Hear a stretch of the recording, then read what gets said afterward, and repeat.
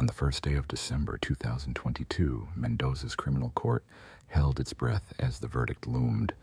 A woman aged 32 sat on the defendant's bench, dressed in a black dress with white beads, her face unreadable and her eyes restrained. The decision before her would shape her future and leave a mark on history, while a long-standing mystery beneath the surface now pressed for exposure. The judge's approaching steps sounded like a heartbeat in the quiet, signaling that what mattered most might finally come to light. In Manado, a secluded town cradled by mountains and valleys, neighbors know one another well and share both joys and sorrows. It was there that the romance between Rolando Angel Aino and Karen Oovo began, a bond whose energy would soon stir the town and reach across Argentina. By 2016, they began living together and set up a warehouse in the house they shared, with Karen's keen eye for detail guiding their enterprise. Their partnership carried ambition and a zest for life, offering them the companionship they had long sought. Autumn painted the streets in gold as their plans took shape, inviting a future built on mutual trust and shared purpose. Yet the case turns on intricate details, and the trial makes demands on every participant, testing patience and resolve as the truth slowly emerges. She lovingly created a sign in a window for customer service, and beside it hung lists of items for sale, a corner they took pride in. The people of Manado watched this cheerful, determined couple with interest and respect, wondering who they were and how they had achieved so much. Many knew Karen since childhood, while Rolando remained a mystery, save for his Bolivian origin. Not only did Rolando run the business with Karen, but he also worked at the Gualan Fair, where wholesale fruit sales were held. Together they seemed to have found their own little paradise on earth. Yet even the strongest bonds can face tests. One day Rolando was startled to find Karen in the car with another man. Anger flared and the image of happiness crumbled in moments. He chose to forgive and continue with his beloved. In the eyes of others, they appeared a model couple able to weather any storm. Rolando Angel Aino is an enigmatic figure born in Bolivia in 1987. As the eldest of 7, he learned early the value of family and hard work, dreaming of a home filled with children's laughter. In his youth, he met Carolina Chavez, with whom he would later have a son, and despite difficulties, the couple remained on good terms. Later came Soledad Guardio, who gave him another son named Elias. Relationships with Soledad did not endure, yet he remained a devoted father who kept in touch with the mothers of his children. From a young age, he stayed physically fit, played soccer for the local team, and was described by friends as kind and hardworking. Karen was born on March 30th, 1990, and grew up in Manado in the same house where she and Rolando would later establish their warehouse. She was known as outgoing and open-minded. Like Rolando, Karen dreamed of a loving, stable family, but it took time to find the right partner. Before meeting Rolando, she had already formed a family with 2 daughters, and she married him in 2013. The marriage hovered on the brink as financial strain stirred constant tension, and Rolando, anxious about his future, left the family to seek new opportunities abroad, slipping away by changing buses to avoid pursuit. In the summer of 2019, Elias, their son, arrived at Rolando and Karen's home with plans for a future they hoped to share. On the morning of July 12, 2019, Rolando greeted his son before leaving for work and immediately noticed he was unwell, so he took him to a children's hospital. After the pediatric assessment, the boy's condition was judged critical, and he was moved to the intensive care unit. Despite the clinician's best efforts, Elias passed away. The medical report stated that the cause was severe poisoning, which led to multi-organ failure and a cerebral thrombosis. The parents were stunned, for the child had seemed perfectly healthy at home and again upon arrival. Following their professional duty, doctors recommended a forensic examination, but Elias's mother and his grandmother, shocked by the loss, refused. Karen offered to cremate the boy, yet his mother preferred burial in a private cemetery so she could visit his grave and lay flowers. Rolando's heart was shattered by the abrupt loss, and Karen, loving and devoted, never left his side, tending to everyday matters and helping him endure the pain. With the warmth and support of the woman he loved, the pain slowly eased, and after 16 months, Rolando proposed and they married. yet their joy proved fragile. On February 6, 2022, Karen returned home after a beauty treatment and a gym session and found that Rolando had begun to suffer serious health problems. The next day, February 7th, an ambulance arrived. The housekeeper summoned emergency help. The doctors allowed Karen to accompany her husband as he was taken to the Santa Maria clinic. Despite attentive care, Rolando ultimately passed away on February 9th. He had been healthy and actively involved in sports. Medical staff began to raise questions as the case unfolded, and his wife Karen disclosed that he had been taking a treatment to address skin blemishes. For specialists, this detail looked suspicious. Tests disclosed an unusually high level of calcium oxalate crystals in his system, a hallmark of exposure to ethylene glycol, the main component of antifreeze. The investigation rose to a high priority for the authorities. The prosecutor's office probed the neighborhood where the Aino couple lived, with neighbors becoming key witnesses. They reported that Karen had repeatedly given her husband unknown medications and that she used them to go to a party without him. Some doubted what had happened to Rolando's son, prompting investigators to weigh the possibility that she intended only to sedate him temporarily rather than end his life, though this theory was not supported. However, officers from the cybercrime unit quickly ruled out that hypothesis. Forensic requests were issued, and Karen was thoroughly questioned, during which several inconsistencies emerged. The investigators asked Karen to identify the substance she had given him before his passing. She claimed it was merely a blemish remedy and had been administered by an IV, but she said the vial had already been discarded by the housekeeper. Claudia Cortez, the housekeeper, contradicted that claim and said she had overheard a conversation in which Rolando complained about the medication. Karen was detained during the inquiry and her phone was seized. Family, friends, and teammates were shocked by the news. Locals could not understand what had happened. Raul, Karen's ex-husband, was surprised by rumors of deliberate harm, noting that she had always been affectionate and never violent toward him. A review of Karen's phone revealed searches about lethal substances and how to erase online traces, and there were records of 2 orders for ethylene glycol. Authorities from the Toxic Substances Agency and the U.S. Centers for Disease Control and Prevention noted these leads. A synthetic substance that absorbs water is used in antifreeze production. It is odorless, sweet-tasting, and extremely dangerous to humans. Following preliminary forensic results and related findings, the prosecutor's office charged Karen with willfully poisoning Rolando with a toxic substance diluted in orange juice, and consuming the beverage caused his health to deteriorate, and he did not survive. A sequence of troubling events in the Aino family compelled authorities to act decisively. By mid-February, with sufficient evidence against Karen, an aggravated homicide charge was filed. Suspicions about the cause of Elias's passing prompted a new inquiry, and the prosecutor's office ordered a thorough review of the boy's medical history. The mother claimed Elias had been healthy and active and had suddenly fallen into a coma at his father's house from which he did not recover. The certificate of passing listed internal system failure and cerebral thrombosis as the cause. Investigators doubted that a 9-year-old could succumb to such causes given his overall health. The office sought records of possible ethylene glycol purchases and received confirmation that Karen had bought the poison on the 2nd of July 2019, just before the boy arrived at the Aino home. Relatives also reported that Karen pressed for cremating his remains, while the birth mother preferred burial. The gathered evidence supported filing new aggravated homicide charges against Karen on the 4th of March in connection with Elias's poisoning. On the 14th of March, a judge ordered pre-trial detention. She sought to appeal but was denied, with the court insisting she remain in custody until the trial. That trial began 10 months later and became a crucial step in unraveling this complex case.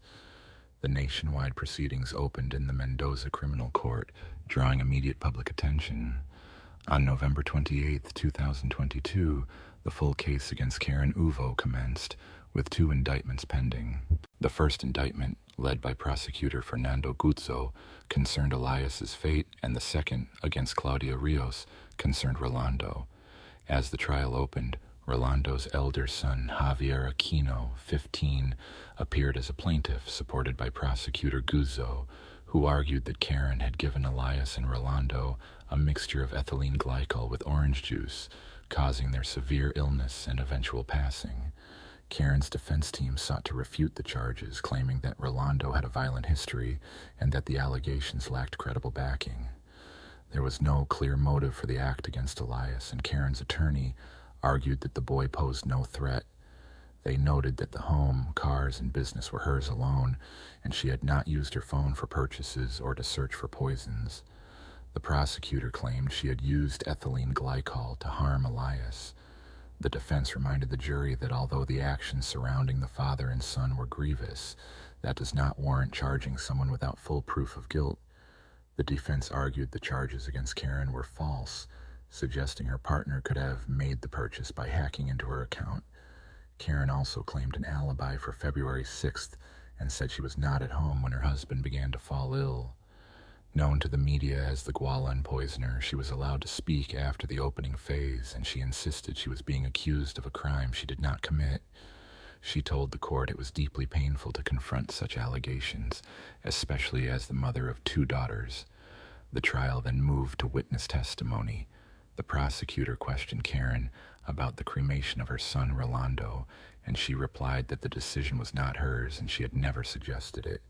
Relatives of the deceased took the stand to reveal further details, including Soledad, Elias's mother, who recalled Rolando telling her Karen had spoken of cremating Elias to allow both families to keep the ashes. Soledad, however, rejected the idea and described a relationship tainted by jealousy, noting that Karen even slept in a separate bed. Carolina, Rolando's former partner and the mother of his first child, testified that the couple slept apart per her ex-husband, but she had no prior contact with Karen before the incident. On the morning of February 8th, Karen called to report Rolando's illness and asked for help, unlocking his phone, claiming suspicions of another relationship. Carolina was taken aback by the news. Only a few days had passed since they last met, and he appeared to be in good health. When she arrived at the hospital, Karen was already there, and Carolina was not allowed inside, so she waited.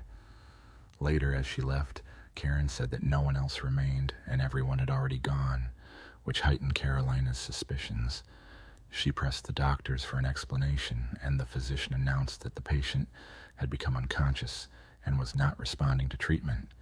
Carolina then spoke with the hospital secretary to file a complaint. After this, she learned from Karen that Rolando had taken medication for skin blemishes, which triggered an allergic reaction. She claimed the medicine bottle no longer existed because the housekeeper had thrown it away. These details deepened the mystery surrounding the case. The trial continued, with doctors and experts testifying, and forensic findings alongside a psychological assessment being presented. Dr. Ivana Marinelli, a pediatrician at the hospital, described Elias's July 2019 hospitalization when the boy arrived with severe breathing difficulties and required urgent intubation.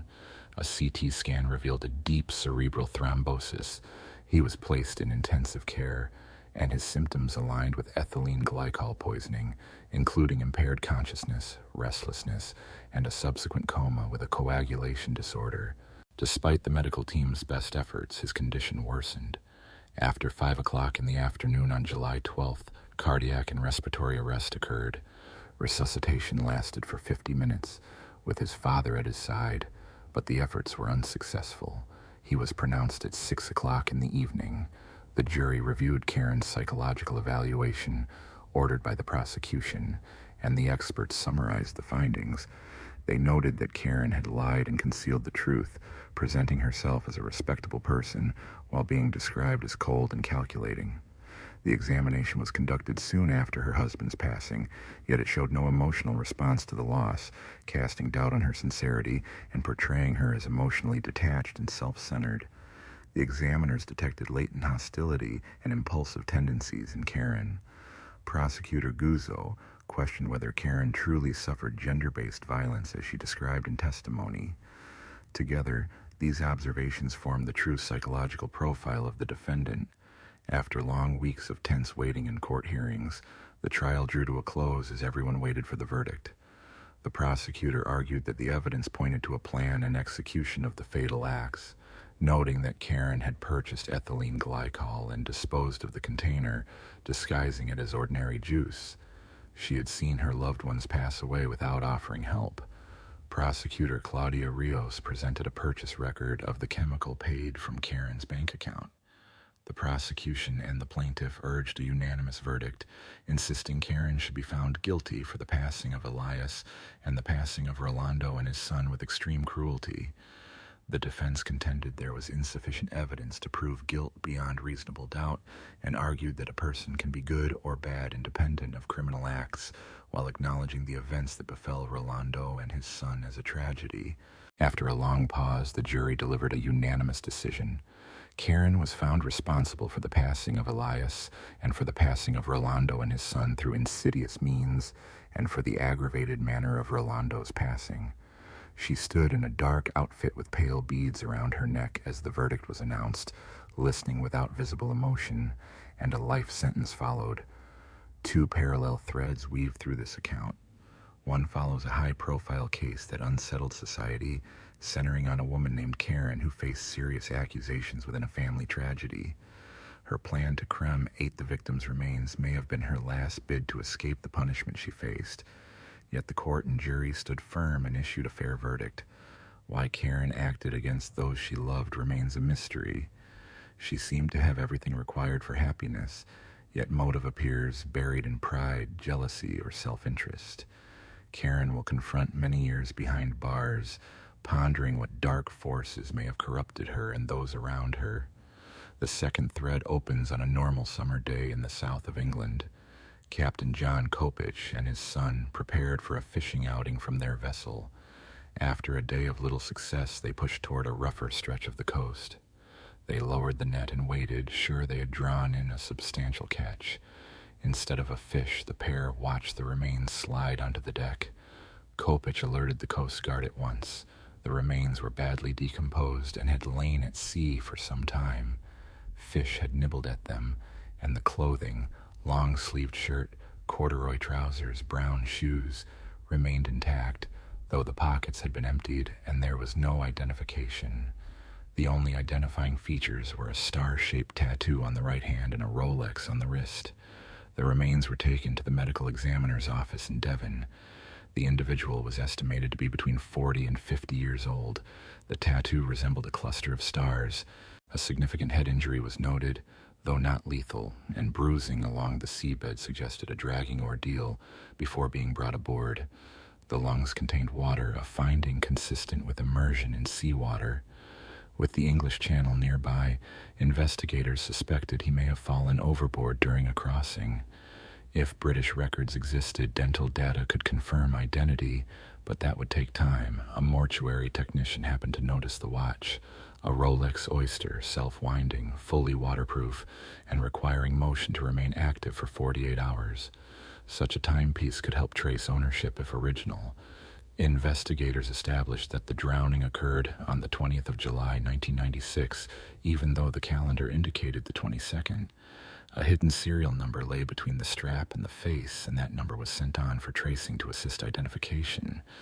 The Rolex in question was examined to verify its originality and whether it had been serviced by the owner in the interim.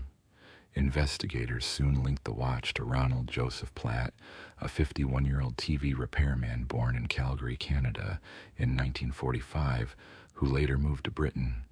Unmarried and a former soldier in the British Army during national service, he was described by close friends as quiet and introverted, with a strong fondness for his homeland. That affection led him to acquire a Rolex in Germany in 1967, one of his most treasured possessions, and his former partners recalled he would not even remove the watch to shower. With these details, investigators set out to establish exactly who Platt was. Detective Constable Ian Kennan of the Devon and Cornwall Police was assigned to the case. The initial discovery lay hundreds of miles from where the remains were found. Keenan asked Essex Police Detective Sergeant Peter Redmond to visit the address to help. Redmond found the residence vacant, learned the owner had moved away, but a landlord's reference letter suggested reaching out to a man named Davis. Redmond contacted Davis to learn about Platt's ties to him. Davis described Platt as amiable yet reticent and said he had not seen him for more than 3 months, having last lent him money to start an electrical business in France. During questioning, Redmond noted a maple leaf tattoo on Platt's hand, a clear sign of his love for Canada. Davis supplied a photograph, and police, with the Essex force, began to close in on a theory that Platt had fallen overboard and drowned in the channel, a narrative that fit Davis's account. To resolve the remaining questions, Redmond attempted further contact with Davis and later visited him at his home in Woodham Walter, a rural Essex area with 4 houses sharing names rather than numbers. He knocked on the first door. An elderly couple answered, and when asked about Platt, he explained the purpose of his visit. When the couple explained that their neighbor was not the Davis they had known, but the same man he had met earlier, Redman sensed something amiss. He contacted Clenahan back in Devon and described how by chance he had uncovered another layer to the tale. Detectives from both counties realized there was more to the story than met the eye. Redman began gathering information on Platt and his young wife and their 2 small children, learning that they had often vacationed in Devon because they owned a yacht there. The exact surname gradually escaped them in Devon, prompting a fresh review. Clenahan started by questioning older witnesses. His first stop was John Copic, who recalled that the anchor remained unsold and was later seized as evidence. Next, they spoke with people who knew Platt. His brother Brian told them about Elaine, whom Platt had met when she worked as a receptionist at a Harrogate fine arts auction house. Elaine remembered Davis as tall, engaging, and charming. They spoke of moving to Yorkshire and of Davis seeking staff for his company. Davis offered them positions as directors of his Cavendish Corporation, and the pair grew to trust him. He sent Platt and Boyd to Europe to broker deals, and the money they deposited into various foreign bank accounts went unquestioned. On Christmas Day in 1992, Davis invited the couple to spend the day with him and his daughter Noel. After a hearty meal, they exchanged gifts, and the gift of 2 tickets to Canada was promised to be usable before February 1993. For Boy, the prospect of a new life in Canada was overwhelming, but Platt pressed on toward Club 9, pursuing a long-held dream made possible by the generous man. Davis urged them to begin their new life soon and began preparing for their departure, suggesting that both Boy and Platt, and perhaps others, keep signature stamps ready in case he needed to sign papers at short notice. They carried their driving licenses ready in case proof of identity was required. Davis had promised them a fresh start, and in February 1993, Boy and Platt set off for Canada. Canada did not offer the greener grass the couple had hoped for. Winter set in, work was scarce, and money troubles strained their relationship as they drifted apart. 5 months later, Boy returned to England to stand as bridesmaid at her sister's wedding, with no intention of resuming life in Canada. Davis attended the wedding, pressed Boy about her plans, and after she refused, he abruptly pulled up stakes, leaving her with a mobile number. Their friendship faded and the calls stopped. Since leaving Canada, Boy had had no contact with Platt or Davis. When Davis contacted Boy in 1996, he said nothing about Platt, and she later told police she suspected he was involved in Platt's fate. Boy had been the crucial link between Davis and Platt, but investigators still needed more proof. After the Harrogate wedding, Davis hurried with his family to Devon, where he claimed his daughter was pregnant and presented her as his wife, sometimes calling her Elaine, other times Noel Platt. Witnesses said they had seen Davis with Platt about a month before the fatal drowning. Police learned that Davis's accounts about Platt and what he knew about the event were false.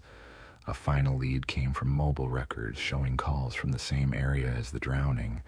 Essex police planned a sting to arrest Davis on suspicion of involvement in the fatal incident. They waited for him at Chelmsford train station after a tip from Boy, who agreed to meet him for coffee. He evaded them. The pursuit continued as investigators pressed the case. During a tense standoff, Davis attempted a quick getaway in a taxi, but police soon closed in. He surrendered with a pistol pointed at him, and investigators soon realized this was only the beginning of a far darker tale.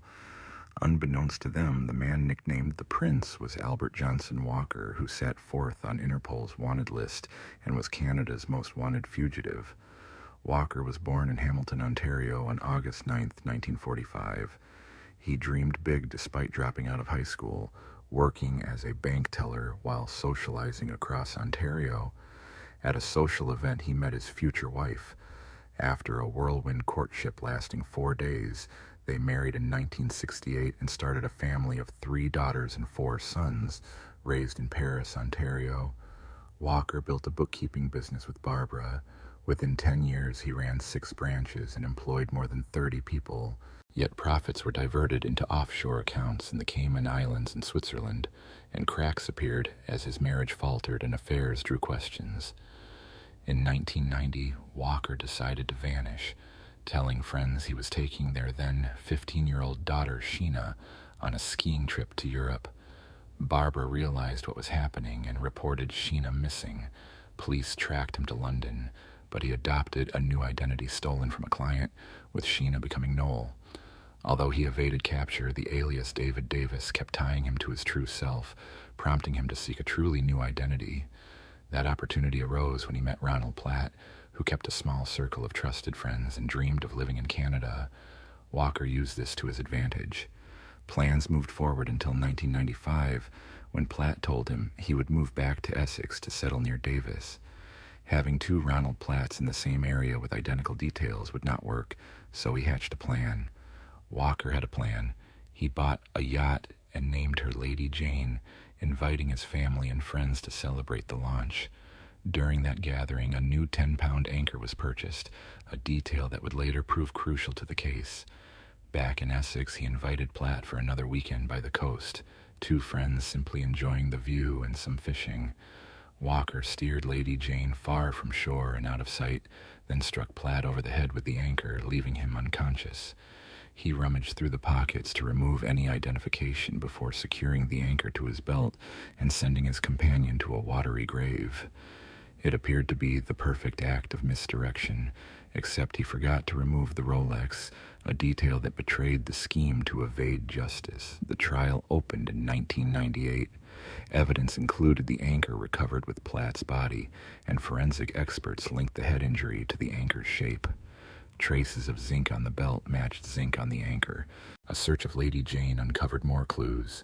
Hairs resembling Platt on a cushion, Platt's fingerprint on the carrier bag used to carry the anchor, and marks near the rails.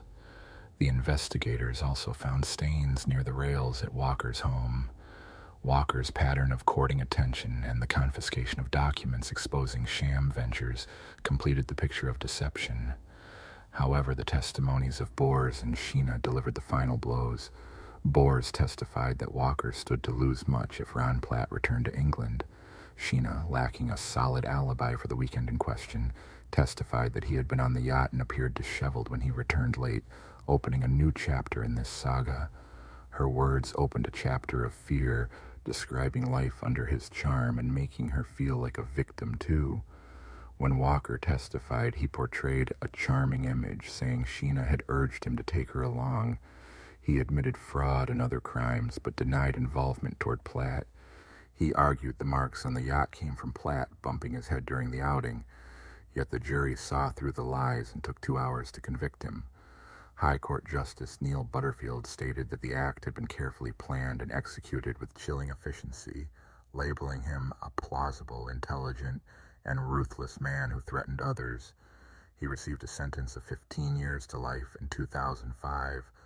Walker, then 61, was permitted to return to Canada in 2007 to serve the remainder of his sentence. He received an additional 4 years to run concurrently with another sentence. In 2015, he applied for parole, but withdrew it at the last moment. Now, at 75, the Parole Board of Canada has denied him freedom by revoking both his day parole and his full parole. He was also refused permission to travel to Vancouver Island unaccompanied or to enroll in a personal development program. It seems his freedom will likely remain out of reach. Walker did indeed execute an almost perfect crime, yet fate intervened via Rollo Platt's genuine Rolex and a string of chance events that might have allowed him to slip away. The case of Lisa Cecilia Hardam, fiancée of a domineering man who turned a luxury apartment into a prison through constant surveillance, drew international attention. Her fiancé's wealth and connections did not spare him from accountability, and Lisa's supporters in the media framed his conduct as unstable or as accidental rather than deliberate. The affair highlighted how a controlling partner uses intimidation, displays of power, humiliation, and total control to subjugate the other. The victim, overwhelmed by fear and guilt, often fails to recognize the underlying danger. Lisa Cecilia Hardam was born in Canada on June 12, 1981, the second child of a single mother named Joanna. She grew up with her elder brother Jason, who remained close. Their father left the family when they were very young and ceased taking part in their lives. Lisa was energetic and purposeful, excelling in sports with her brother, practicing martial arts and playing soccer and volleyball, but ballet remained her deepest passion. She trained daily at the dance studio, spending hours at the bar, and the demanding regimen shaped a tall, slender figure. In adolescence, she developed anorexia. Lisa had struggled with an eating disorder for years, remaining silent about her problem, convinced she could cope on her own. When her weight fell toward critically low levels, her mother raised the alarm and she was placed in a clinic where she spent several months restoring her health and regaining weight. After finishing school, she kept dancing and began to fuse her path with the beauty world. Alongside university studies, she landed a job as a perfumer for a major cosmetics chain and studied the nuances of makeup and hairstyling in her spare time. In 2005, after celebrating her 24th birthday, Lisa decided to make a drastic change and set her sights on Australia. She sought warmer, milder climates and a chance to see the world, so she accepted a one-year work visa and left for a new continent. Her mother, Joanna, accompanied her for the initial months to help her settle, then returned to Toronto with a clear mind. Lisa settled in Sydney, renting a cozy apartment and soon finding work at a small local cosmetology company. After her visa expired, she chose to stay permanently, first extending the stay for another year and then beginning the documents to obtain citizenship. In terms of personal life, Lisa tended to seek the company of older men, a tendency she attributed to a missing father figure. In 2006, she aced an interview at Sydney Cosmetics and was hired, soon starting a romantic relationship with a coworker nearly twice her age. A few months later, they moved in together, and Lisa introduced him to her mother and brother, who approved the match. The couple traveled the world together, enjoying trips to Paris and attending the carnival in Rio de Janeiro. The man proposed, and she accepted.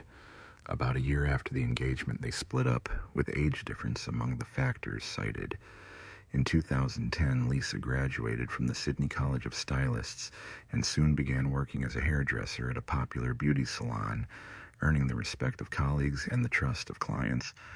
A new boyfriend appeared, but the romance did not endure. Lisa quickly learned he was married, a circumstance that would imperil another family, and she ended the relationship. But just before, at a party, he had introduced her to a businessman named Simon Gitney.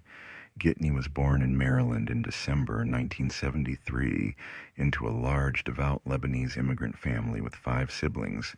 From early on, he struggled to manage his temper, was possessive, and could not bear rejection, often resorting to force. These traits brought him into frequent trouble with the law.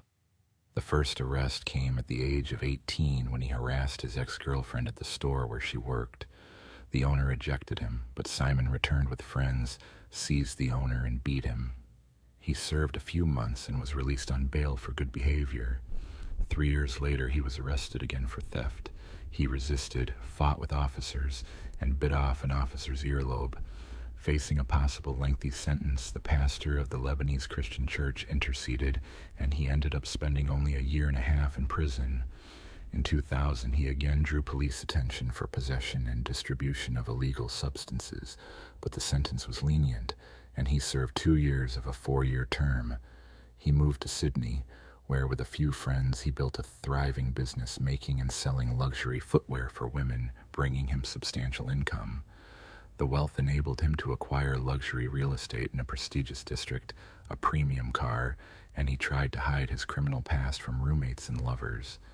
At a party, Lisa and Simon exchanged phone numbers, and their casual acquaintances gradually deepened into friendship. In January 2010, Lisa complained that she was unhappy with her living conditions and wished to rent elsewhere. Etan kindly offered her a spare room in his opulent apartment while she looked for a place. Lisa accepted the offer, though her mother Joanna was uneasy, and Lisa reassured her that the arrangement would be temporary. She also noted that the man paid careful attention to his appearance. Thus, Lisa agreed to stay. Lisa had hoped to test relationships with men, but that plan faltered in the early months of her time with Simon. At first, they kept their distance, living in separate rooms, with no hint of romance between them. Yet gradually they drew closer, a spark turning into a romance that gathered pace. Simon was 37 and Lisa 28. To her, he seemed a prince from a fairy tale, sociable, cheerful, and generous with gifts and pleasant surprises. The couple appeared everywhere together, including at an elite sports club where Simon had trained for many years. Lisa spoke of him to her mother, brother, and friends, convinced she had found true love and would live a long, happy life with her chosen one. She had no idea that this fairy tale would soon end. 6 months into the relationship, Simon's manner changed in stages, and Lisa, eager to trust his care, failed to notice. He began to isolate her from friends and family, erased her personal boundaries, and tried to reshape her tastes and behavior to fit his needs. In June 2010, shortly after Lisa's 29th birthday, he pressed her to quit her job, claiming she was undervalued and could find a better paid position. Lisa loved her work at the beauty salon, with many regular clients and a steady income, and could not understand why she should resign. He was dissatisfied with the refusal, and in August that year he staged a loud scene at the salon, pressuring her to resign while promising they would live comfortably on his income. A month and a half later, they moved into a luxury apartment on the 15th floor. Within the stylish space lay hidden surveillance cameras that Lisa did not suspect. Simon gave her an expensive smartphone and a laptop pre-installed with spyware, enabling him to monitor messages, track calls, and observe her movements, as well as to access her social media. He could remove friends, delete posts and photos, and read private correspondence, increasing his control while presenting it as if she was choosing to follow his lead. In truth, he had penetrated nearly every corner of her life, turning affection into a tight grip and leaving her more exposed to his influence. The drift from care to coercive control grew quietly, masking itself as consideration while erasing her sense of independence. There was no privacy left for Lisa as he forbade cosmetics, insisting her makeup was too bright and vulgar. He bought drab, gray, and black clothes and discarded nearly every outfit, arguing they were too revealing and would draw the gaze of men. Outings were tightly controlled. She could go out only with her lover, and the places she visited were entirely his choices. He even barred her from the gym, replacing it with expensive machines that let her train at home. Her social media circle dwindled, and a friend named Jitani persuaded her to delete the accounts, after which she had no real friends left, with Simon allowing communication only with her mother and brother. In December 2010, Lisa planned a Christmas trip to Canada to be with her family. Simon agreed to accompany her, albeit after urgent business delays, but he set strict conditions she was to follow without question. Jason and Joanna were stunned by the changes. Lisa, once bright and cheerful, had become almost a shadow of her former self. Makeup vanished, hair drawn into a ponytail and hidden, clothes baggy and entirely black, and she flinched whenever the phone rang, obeying a rule to answer immediately. She stayed with her mother, rarely saw friends, and seldom went out. Simon monitored every detail, knowing where she was, with whom she spoke, and what she discussed on the phone. Joanna confronted her about these revelations, and Lisa admitted that she could not work, see friends, go to the gym, or pursue any hobby, and that all real-life contacts had vanished.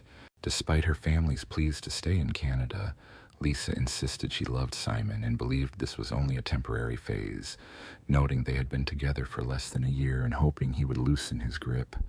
She said he cared about her and wished her well, even as her mother urged her to stay where she might be safer. Lisa decided to move back to Australia to stay with her mother, assuring her that there was nothing to fear and that Simon loved her and would not harm her. But once she returned, the situation worsened. Simon forbade her to leave the apartment, and whenever they went out, she had to keep her eyes on the floor to avoid meeting other men's gazes. He even began calling her by her middle name, Cecilia, thinking it sounded more proper. In the spring of 2011, Lisa began to complain of pain in her leg, an old ballet injury, but instead of going to the hospital, they hired a female physical therapist who came to the flat 3 times a week to massage her. That therapist quickly became Lisa's only friend and confidant, and she spoke openly about the difficult situation. On the 12th of June, Lisa's 30th birthday, Simon organized a party at Sydney's most expensive restaurant, yet the guests were only his relatives and inner circle. For Lisa's own birthday, her fiancé did not allow her to invite anyone. After the evening, he proposed, placing a ring on her finger, and although she consented, the tears she shed were those of despair rather than joy. Back home, she rang her mother and cried about the engagement, but her mother did not share her happiness and urged Lisa to leave and return to Canada. Lisa, sensing the fiancé might be listening, asked her mother not to press the issue on the phone. They began to plot an escape, and during each massage appointment, Lisa hid some of her belongings with the masseuse so Simon would not notice. On the 28th of July, Simon left his laptop at home, and Lisa seized the chance to look inside. There, she found a spyware program that gave him access to her phone data and recordings of conversations with her mother, and the most chilling discovery was the footage from security cameras in every room of their apartment. On the same day, Lisa, using her physical therapist's phone, called her mother and asked her to come on the next flight to her apartment and take her home. Joanna could not leave work so quickly. She needed a moment to request a shift swap with a colleague. The delay would haunt her. She could never forgive herself. Back home, Simon immediately realized Lisa had taken his laptop and had seen the spyware. Lisa cried, trying to understand why she deserved such treatment, but Simon insisted he had done it for her own good, whether by accident or something far worse. The next day, July 29th, 2011, a serious discussion unfolded between the two, and the recording would later be shown in court. Lisa was in tears and asked to go home, but Simon remained calm and said this would never happen, urging her to calm down, and claimed that she had mental problems. On the morning of July 30th, 2011, Lisa rose early, dressed, and packed her documents and essentials in her purse. She locked herself in the bathroom and phoned her mother one last time, saying that if anything happened, it would be Simon's fault. She hoped to leave unnoticed while her fiancé slept, but her plan failed. What happened next can only be guessed. Neighbors heard a scream in the hallway, then a sudden hush, and a minute later a young woman plummeted from the 15th floor. Several passers-by heard the scream and saw the body, but could not react in time. A man walking his dog nearby heard a noise, looked up, and saw a man holding something large that he hurled downward. When bystanders reached the spot, Lisa lay there with grave injuries. 3 minutes later, Gitan, in his pajamas, ran into the street, crying that he did not know how to live and that he had not stopped his fiancée in time. At first, it seemed like an accident, but Simon claimed Lisa had chosen to end her life. A note in his pocket and a troubling video added to the tension. Strange developments began after the body was taken to the morgue. Fragments of the note, torn into small pieces, bore the words that there are cameras everywhere in the apartment. Lisa had feared Simon would discover the message, so she scattered it in pockets. A check showed many cameras in the apartment, but the hard drive with recordings could not be found, and Simon claimed there was no video at all. A surveillance camera in the communal hallway remained. A brief clip captured the moment Lisa bolted from the flat, her fiancé, Gani, grabbing her and muffling her pleas before dragging her back inside. About a minute later, she plummeted from the balcony, and a scream heard by neighbors became the focal point of the tragedy. Investigators found Gani's laptop containing a recording of their conversation from the night before, along with spyware he used to monitor his fiancée. Gani testified that they quarreled that morning and she became hysterical. He brought her back to avoid a scene for the neighbors. In the apartment, he picked up the phone to call her mother, but Lisa raced to the balcony and hurled herself over. He chased but could not reach her in time. He claimed she had threatened to harm herself before, but he did not take those words seriously. Yet the spyware was presented as evidence of his concern for her safety. During the trial, he was joined by Rachel Louise, a 22-year-old model who bore an uncanny resemblance to his late fiancé. Though it later emerged she sought fame from the case and spoke to the press, claiming he would never harm a woman. His lawyers argued Lisa suffered from a mental disorder and could have died by her own hand. They cited a long history of anorexia and treatment in clinics.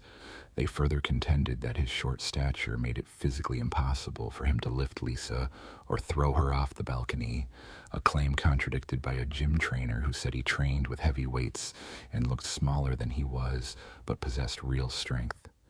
The absence of Lisa's fingerprints on the railing and the glass barrier suggested she could not have jumped without support, while the physiotherapist testified that Lisa had confided in her and given her belongings in the hope of escaping. Her testimony proved decisive. Ghani was found guilty in connection with the harm to his fiancée and sentenced to 26 years, with the possibility of parole after 18. After the verdict, Rachel Louise threw a tantrum and insulted the judge, and she was escorted from the courtroom.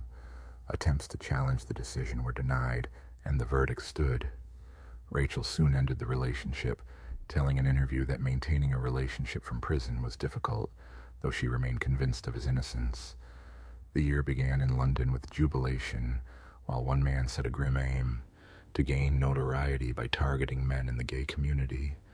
Who was Colin Ireland, and what drove him to declare such a chilling vow? In this deep dive, we trace the life of one of the United Kingdom's most calculating criminals, who sought fame through the fear he inspired. To understand the mind behind that infamous reputation, we start with his birth in Dartford, Kent, in 1954. Ireland's early years were unsettled, marked by poverty and a turbulent home raised by a single mother who moved house often. The constant instability bred detachment and a longing for control, traits that would surface later. His parents were teenagers at his birth. His father left soon after, and money troubles forced frequent moves. Despite hardship, he remembered his mother as affectionate. As a boy, he was thin and bullied, which led him to miss school and fall behind in his education. In adolescence, he ran afoul of the law, turning to theft, robbery, blackmail, and burglary, marking a pattern of gruesome acts that showed a craving for significance. At 16, he ran away to London and spent time around a seedy arcade where older men preyed on youths, and he worked as a bouncer at a gay club, gaining early exposure to subcultures. Ireland described the 70s as a lost period, a blur of detachment between custodial periods. In 1982, he married Virginia Zamet, who used a wheelchair. Visitors recalled a pleasant family life when they visited. They separated 5 years later after his infidelity. In 1989, he married Janet Young, and his treatment of his partners was abusive. The story then centers on how his past shaped the fears he would wield, and how his later acts overshadowed the city's celebrations. After 4 months apart, he walked out on his wife, stole more than £10,000 from her account, and left her penniless. He relocated to Southend-on-Sea, Essex, roughly 60 kilometers east of London, staying in a hostel before later securing his own flat. There, he resolved to pursue a path of infamous acts as a New Year's resolution. His life was a patchwork of odd jobs and brief relationships, but beneath the surface lay a growing obsession with notoriety and a wish to carve his name into criminal history. He immersed himself in the dark world of such crimes, studying them with clinical curiosity, what drove them, how they evaded capture. He spent long hours reading about notorious offenders and learning geographic profiling, and this study steered him to plan acts at a distance from his home. He reasoned that most offenders work within a limited radius of their residence, so he chose London as the stage for his acts. He planned to have at least 5 victims, having read that such a tally defines a serial offender. In 1993, a frightening spree unsettled London's LGBTQ community. Colin Ireland, a man whose quiet exterior masked a dangerous plan, carried out a tightly timed sequence of acts with chilling accuracy. His chosen arena was London's vibrant gay scene. He frequented Kern Club, scanning for suitable targets amid music and crowds, examining possibilities with cold detachment. He looked for men who preferred a submissive role in private encounters, making restraint easier as they viewed it as a game. At the venue, color-coded handkerchiefs signaled preferences, and Ireland presented himself as a dominant partner. His first victim, Peter Walker, aged 45 and a choreographer, was met at Kern. What began as a night of apparent closeness turned grim, and the remains were found at his flat after he had been restrained and suffocated using a bag. The scene included disturbing tokens, and investigators later learned Walker was living with HIV. Ireland's rage grew, and further actions followed. Each incident bore marks of meticulous preparation. He carried tools and spare clothes. He left almost no clues, baffling investigators and spreading fear through the community. He moved with method, ensuring each scene was scrubbed clean, erasing any trace that could point back to him. He stayed in the apartment until morning to avoid drawing suspicion by departing in the night. Ireland later admitted that the nights after these acts weighed on him. He sat with the victim for 5 to 6 hours as the warmth faded, a sight he could not endure. He disposed of items he touched by hurling them from a train window on the way back toward South End. When authorities located the remains, they attributed the incident to a reckless sexual game that had gone wrong. 2 months later, Ireland returned to the pub where he had met 37-year-old librarian Christopher Dunn, who invited him to his flat. There, Ireland bound Dunn's wrists, struck him, and subjected him to brutal acts before smothering him. After ending Dunn's life, Ireland used Dunn's pen and bank card to withdraw $200. Investigators treated it as an accident linked to a sexual game and did not connect it to Walker's. Ireland grew increasingly confident as his New Year's plan advanced.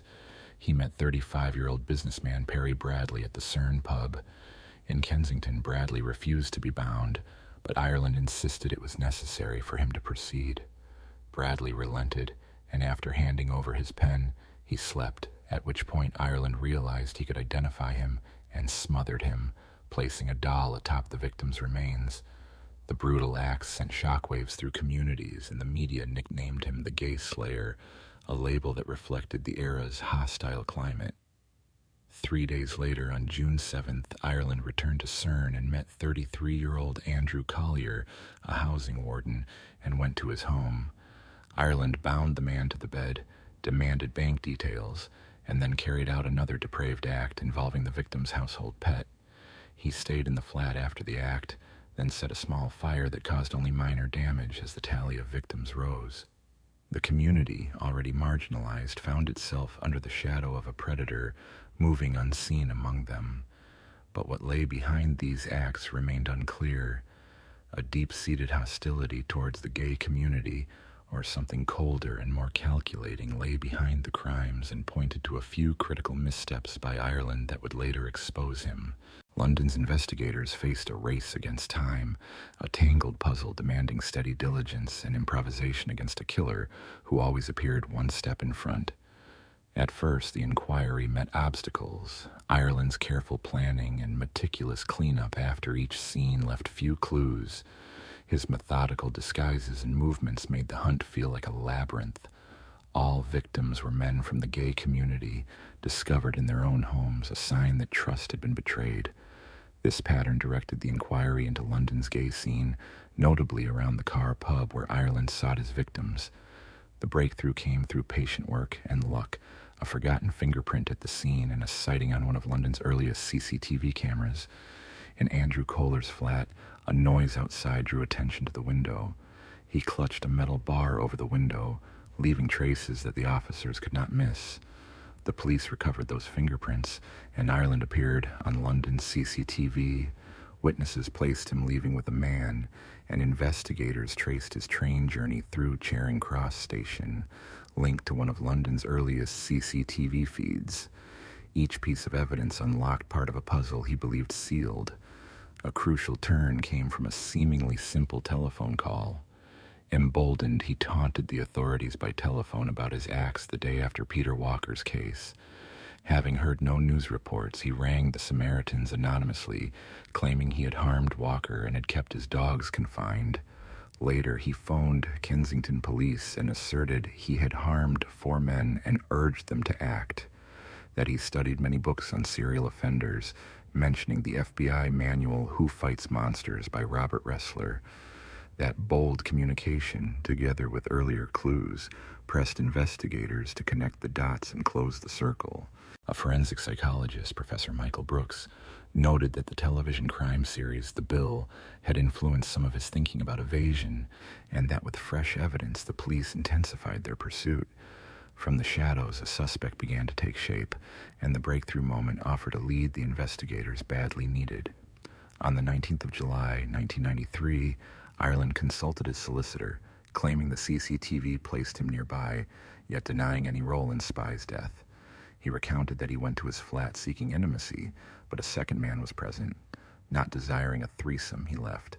The investigation shifted dramatically when authorities matched Ireland's fingerprint to the scene of the first crime, and his arrest arrived as a mix of triumph and horror.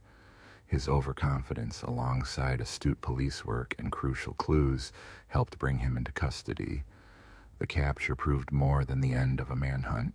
It offered closure to the victims' families and a frightened community, and it sparked discussions about the safety of marginalized groups.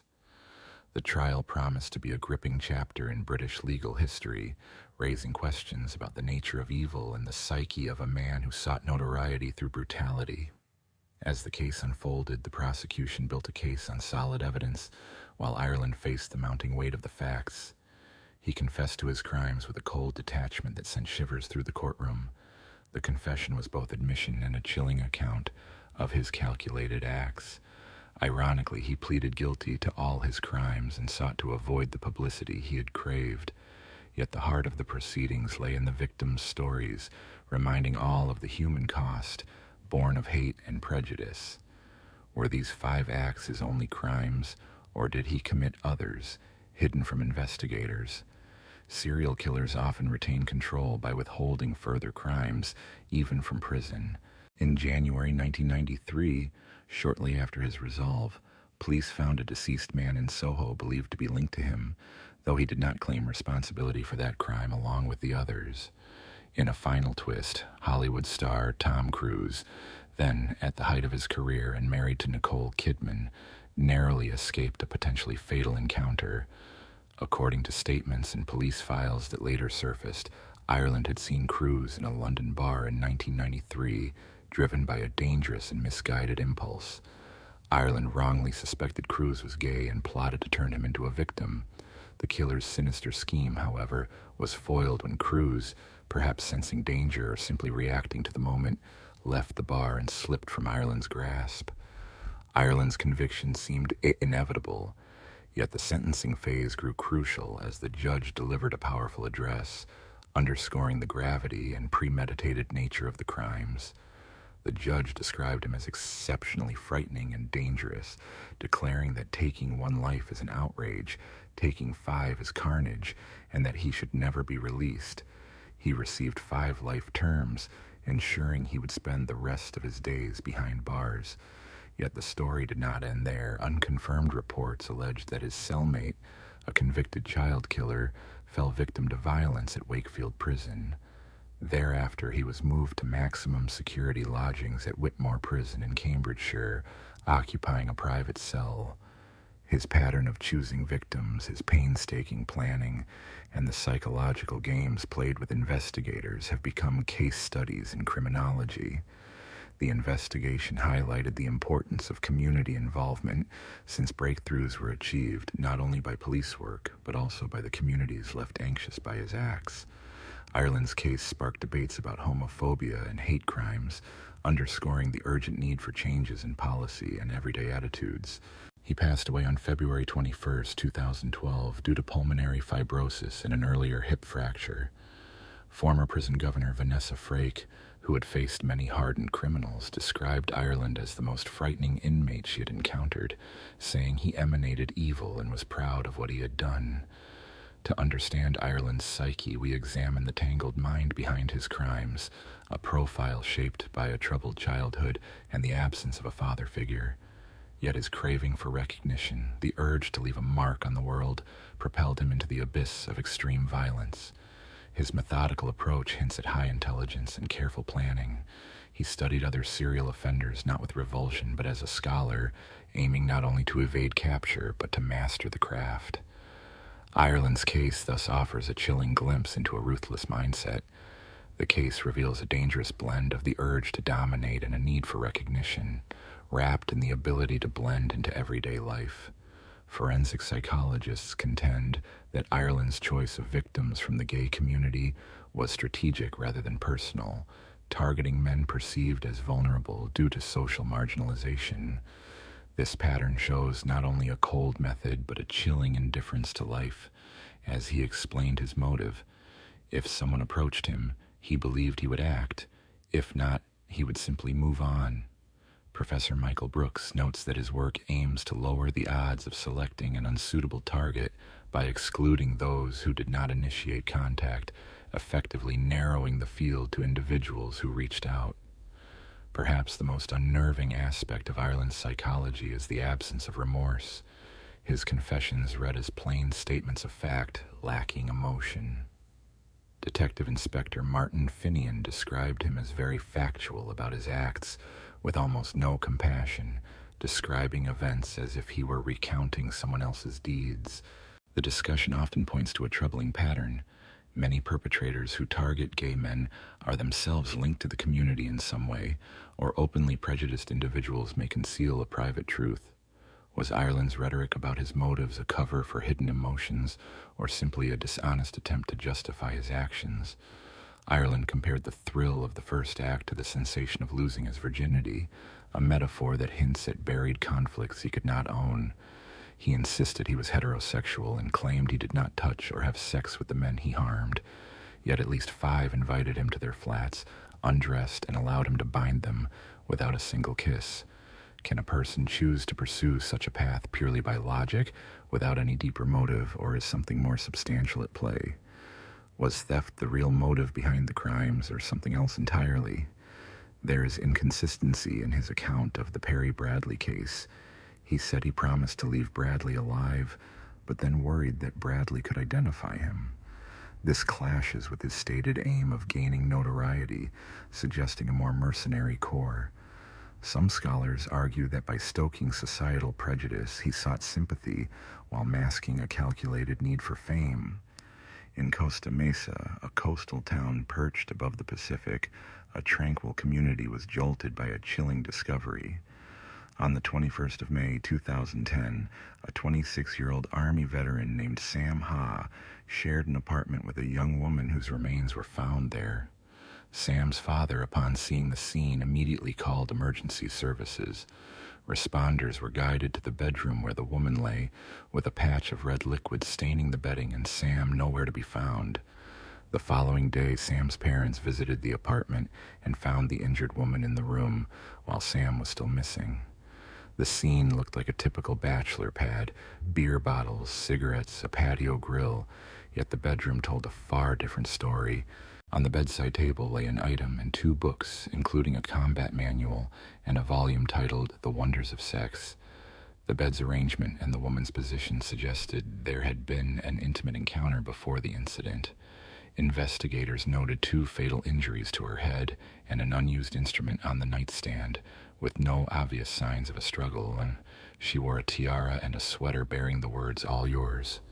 Her bag was found in the kitchen, and she was later identified as Julie Kabashi. Sam Ha's parents grew alarmed when he failed to appear at their home that weekend. On the following morning, Sam's parents reported the situation. Sam, who had fled, remained unaccounted for.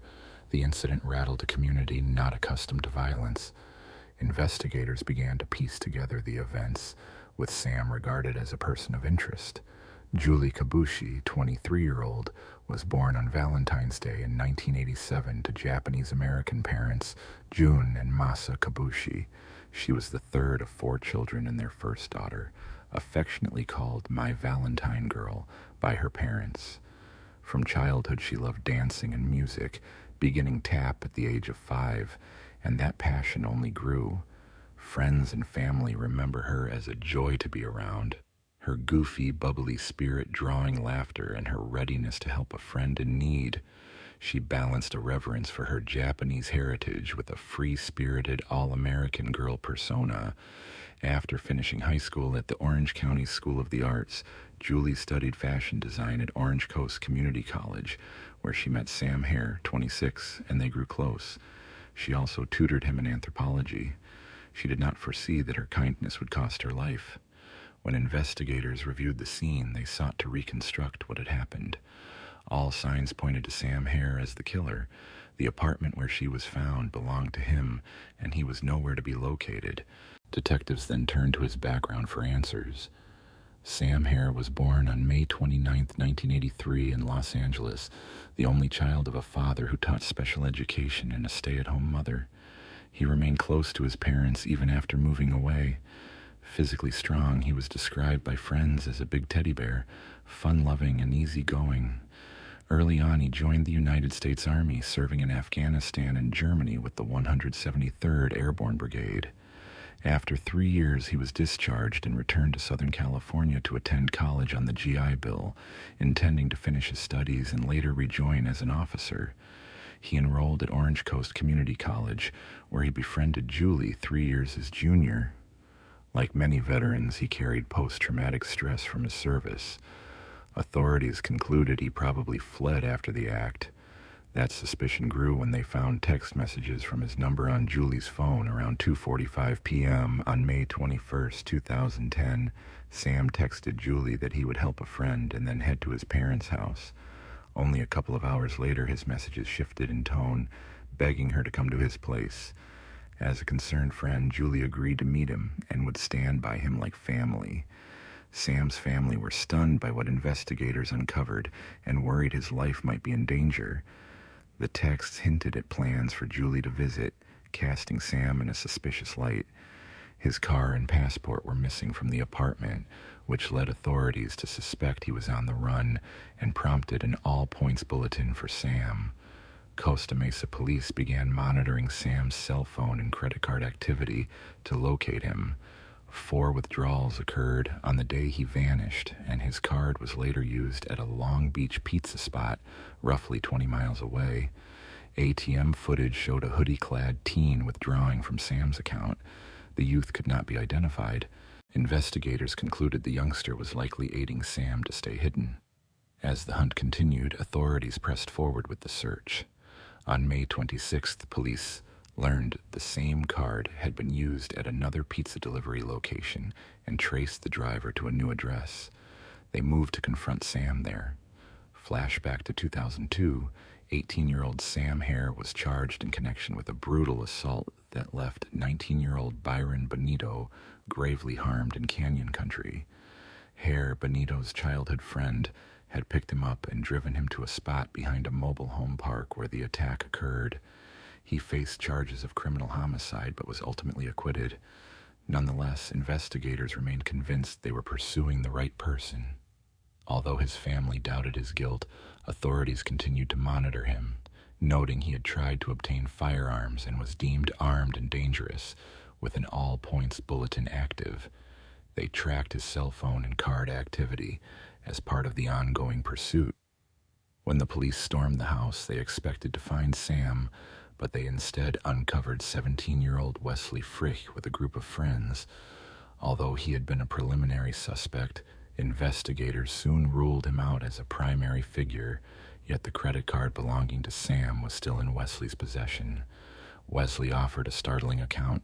The card had been handed to him with explicit instructions to withdraw cash, but Sam did not give it to him and did not know about the plan. The card had actually been given by Daniel WNC, a local theater actor who claimed to be a bail bondsman in need of funds Sam owed. Admiring WNC as an older brother figure, Wesley agreed to help without grasping the gravity of the situation, and withdrawals totaled $1,900.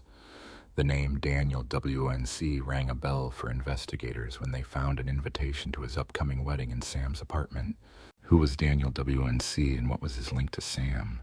Did he aid Sam's flight or was he involved in the case itself? Several questions remained. Daniel Dan Patrick WNC, 38 years old, was born on March 23, 1984, the youngest of 3 brothers. He spent time with his grandparents after school, due to his parents' long hours. Growing up in a comfortable home and enjoying frequent vacations, he was described as a good student who used humor, singing, dancing, and magic tricks to win attention, and he developed a natural talent for performance. In his 20s, he pursued acting and singing in musicals, moving from job to job with modest pay but never abandoning his love for the stage. In one musical, he met the woman of his dreams, another actress, and after a brief courtship, they married on May 26, 2010. When investigators tracked him down, he was at his bachelor party in Huntington Beach, California, and he happened to live in the same apartment complex as Sam. They arrested him with an arrest warrant, and the sight of the officers drained his face as detectives pressed him for information. He claimed his only wrongdoing was participating in credit card fraud and shielding Sam, insisting that he and Sam had devised a plan to withdraw the funds. They plotted to drain funds from his bank account with Wesley and then claimed that the cards were stolen. Before they could execute the plan, Sam made a startling confession. Sam said that after this confession, Daniel dropped him at a local shopping center and had not seen him since. Investigators believe Daniel was still shielding Sam and bore a deeper connection to Julie's passing than he admitted. To test the theory, detectives collected a DNA sample from Daniel. The move unsettled him. He fought to steady himself, but the strain showed.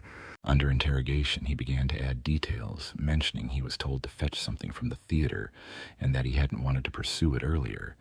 The detectives saw he was anxious about a possible link between his DNA and Sam's whereabouts. Under pressure, he changed his story again, admitting he knew about Julie's passing and helped Sam escape. When reminded they had his DNA, he insisted it would not be found on Julie's remains. He clung to the claim that he had nothing to do with the incident. The investigators pressed for full details, warning that silence could bring an accessory charge. He feared missing his wedding in 48 hours, and the tension rose. The interrogation then shifted as the detectives hinted that DNA results might be ready soon, even though weeks of testing lay ahead. He claimed his DNA was present on Julie's remains because he stood nearby, but the evidence stalled his defense. The lies cracked under scrutiny. A red flag appeared when investigators found there had been a single injury at first, later confirmed as a second injury by the autopsy. This confession tied him to Julie's passing and allowed his detention as an accessory. Yet the search for Sam continued, while Daniel refused to speak further. Behind bars, the case against him tightened as investigators pressed on to locate Sam. Fiancée Rachel Buffett confronted WNC with the possibility their conversations were being recorded as she chose freedom over love. Cloaked in a widening web of deceit, he hurried to speak with detectives before she could reveal more. Her decision to cooperate forced him into a panic, and he sought to bargain with investigators, a deal he had refused just hours before. For the first time, WNC walked detectives through the timeline of a fatal scheme that began with a simple favor on May 21, 2010. The day unfolded at the Los Alamitos theater attic inside a local military base where Sam, a trusted friend, agreed to help move boxes. With Sam's back turned, the assailant drew a pistol and fired, and Sam collapsed. After the deed, the attacker reloaded and fired again, ensuring Sam would not recover. He then texted Julie from Sam's phone, luring her to Sam's apartment while leaving Sam in the attic. There, he staged the scene to mislead investigators into believing Sam had fled after harming Julie. In a final attempt to erase evidence, he removed parts to obscure identity and disposed of them at a nearby park. Back at the theater, he appeared in cast party photos, laughing and joking with others as if nothing had occurred. The motive was money. WNC had long wrestled with finances, was 2 months behind on rent, and feared eviction while a grand wedding and an expensive honeymoon loomed. He learned that Sam possessed $62,000 saved from his military service, and he resolved to seize that sum. 2 innocent lives were harmed so he could fund his plans. When the confession arrived, investigators found the evidence bag Rachel had mentioned during a phone call with WNC, lending corroboration to his account. Tim received orders to dispose of a bag, but he tossed it over a fence at his parents' house. The backpack contained damning evidence, including Sam's financial records, his passport, and his clothing, as well as the instrument used in the act. DNA belonging to WNC covered the items, pointing to him as the sole author of the double homicide. A wealth of other DNA traces and the victim's financial documents were among the contents, the kind of material the prosecutor would seek. On December 16, 2015, after a 5-day trial, WNC was found guilty on 2 counts of first-degree homicide. On January 11, 2016, after merely 1 hour of deliberation, the jury recommended the maximum permissible sentence. On September 23, 2016, the judge imposed that sentence. Detectives later learned that WNC's former fiancée, Rachel Buffett, knew about the schemes and had misled investigators. She was charged with 3 counts of accessory after the fact. On September 12, 2018, she was convicted on 2 counts, with a potential total of 44 months. On November 8, 2018, she was sentenced to 32 months. She was released from jail sometime in 2019. Life was shattered for 2 families, and for their relatives the consequences stretched far beyond the moment. As for the perpetrator, he now spends his remaining days where he cannot harm anyone again. The second case concerns Monica Good, India's renowned perfume expert, whose motive and the method behind her demise stunned the nation. Monica lived in Sangha village in the state of Goa, celebrated for its beaches, culture, climate, and sunsets. She rented a 3-bedroom apartment in a complex named Subur Raj Valley in Golda village. Around 9 to 10 in the morning, Monica's maid arrived, rang the doorbell, and found no one inside. After the maid rang again, called out several times, and knocked with no response, concern grew. She eventually notified Monica's brother Anda, who lived nearby. In Mumbai, Monica's brother briefs Anand on the full situation. Anand repeatedly calls Monica, but there is no answer. He then contacts Monica's neighbor, who has a duplicate key. The neighbor arrives with the key and opens Monica's door. Inside, Monica lies on the bed, her hands bound behind, the lower half of her body exposed. The neighbor and her maid cry out in shock and call the police. Goa police arrive with a female officer, an ambulance, and doctors. After they cover her and check her pulse, they declare she is no longer living. The remains are taken for a post-mortem, and the room is searched. No forced entry is found. Eggshells in the room show she had eaten recently. Besides some debit card bills, nothing else in Monica's belongings draws attention. CCTV footage is sought, but none exists in the building. Residents of Subnaraj Valley are questioned, and Monica had been living apart from her husband for 1 year due to disputes. A theft motive is considered, yet nothing is missing from the flat. With no sign of a break-in or theft, investigators suspect someone who knew Monica, and the first suspicion falls on her husband, Barth Raman Ruam. Monica was the daughter of a former Mumbai judge, Ramesh Kurta. She began as a photographer and later studied perfumes, becoming a renowned expert. Her fame spread across the city, and she was often seen with influential businessmen. When the news surfaced, Goa and the country were abuzz with coverage, leaving the public stunned. I sought to uncover the identity behind the hidden tragedy. Meanwhile, Monica's autopsy report arrived, indicating she had suffocated and that there were troubling signs of a violent act. The police had studied the case from every angle, but found no suspects or clues. Then, during that evening's inquiry, an officer recalled debit card bills found in Monica's purse, though the card itself had not been recovered. The bank was asked to review the card's transactions, and it emerged that on the morning of the 6th of October at 6 o'clock, the card was used at an ATM in the Poram area, about 4 to 5 kilometers from Subnaraj Valley. The bank was instructed to monitor further activity on that card and to examine the ATM's CCTV footage. The footage captured the face of the person who withdrew the money. With the CCTV in hand, Goa police traced the image to Subnaraj Valley and quickly identified the man as Raj Kumar, a former security guard who had been dismissed 2 months earlier on theft charges. For the police, this was a breakthrough. They finally had a name and a face. Checking Raj Kumar's background revealed he was 21 years old and from Binda city in Punjab, with several prior theft cases on record. The challenge remained: how to catch him. Investigators waited for the next transaction on Monica's card. Soon they learned that money had again been withdrawn from an ATM in Bangalore, a distance of about 370 miles from St. Golda village. On learning this, Goa police contacted their counterparts in Bangalore, and Bangalore police checked the ATM's CCTV, where Raj Kumar's face was again evident. Bangalore police circulated his photograph and began checking hotels and lodges around that ATM.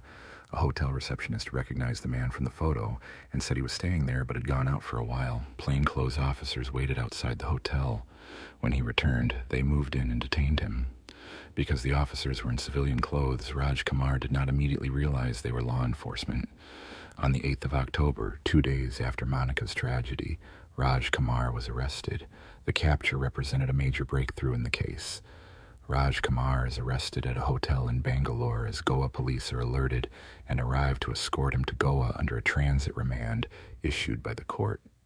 Interrogation begins, and under stern questioning, he admits to having ended Monica's life. When asked why, he narrates his unfolding story. It begins in June when a 39-year-old Monica decides to move to Goa to pursue a perfume business and starts looking for a rented flat. On the 7th of June 2016, she reaches Suba Raj Valley to view a flat and is greeted at the gate by the society's security guard Raj Kar, who has been briefed by the management. After showing her the flat, Monica leaves, but during the viewing, Raj Kumar's feelings for her intensify into a unilateral fixation. For 4 or 5 days he dwells on her, and the attraction only deepens. One day he is elated because she arrives to shift her belongings to Suba Raj Valley. With the help of 2 others, he delivers her belongings to her apartment, a move he makes to see her more often. He does this because, as a security guard, he had few chances to meet her and he longed for more frequent contact. Then an idea forms. He approaches his manager, proposing that he take on cleaning and maintenance of the society's cars in addition to his duties to earn extra money. The manager agrees, thinking it would benefit residents as well. Yet Raj Kumar's real plan is to gain access to Monica's life by visiting her apartment under the car cleaning pretext. He tells Monica that in addition to cleaning her car, he can do it for an extra fee, and she agrees due to her busy schedule. He begins cleaning the car and uses the exchange of keys as a pretext to drop by Monica's apartment several times a day. However, the car cleaning arrangement eventually leads to him losing his job. One day, Monica's umbrella goes missing from the car, and when she asks Raj Kar about it, he says he did not see any umbrella. She reports the matter to the society management, noting that not only her umbrella but many others' items have vanished, and that such incidents, if continued, could harm the society's reputation. Thereafter, circumstances take a turn as the management begins to take note of the growing concerns. Upon Marika's complaint, the Housing Society's management treats the matter with gravity and orders an inquiry. The investigation reveals that only Raj Kumar is able to unlock Marika's car for cleaning, apart from Marika herself. A search of the guard's room, where Raj Kumar had stayed, yields Marika's umbrella, and given that theft had already been a concern, Raj Kumar becomes the prime suspect. Consequently, on the 22nd of July 2016, he is dismissed on charges of theft. The tale takes a turn as Raj Kumar, who once cherished Marika, begins to harbor deep resentment. After losing his job, he leaves the area, taking up odd jobs as a laborer in Goa's Ponda district, but finds work only for a few days. During this period, he meets Marika twice and pleads with her to withdraw the complaint, but she refuses, fueling his anger yet leaving him unable to act.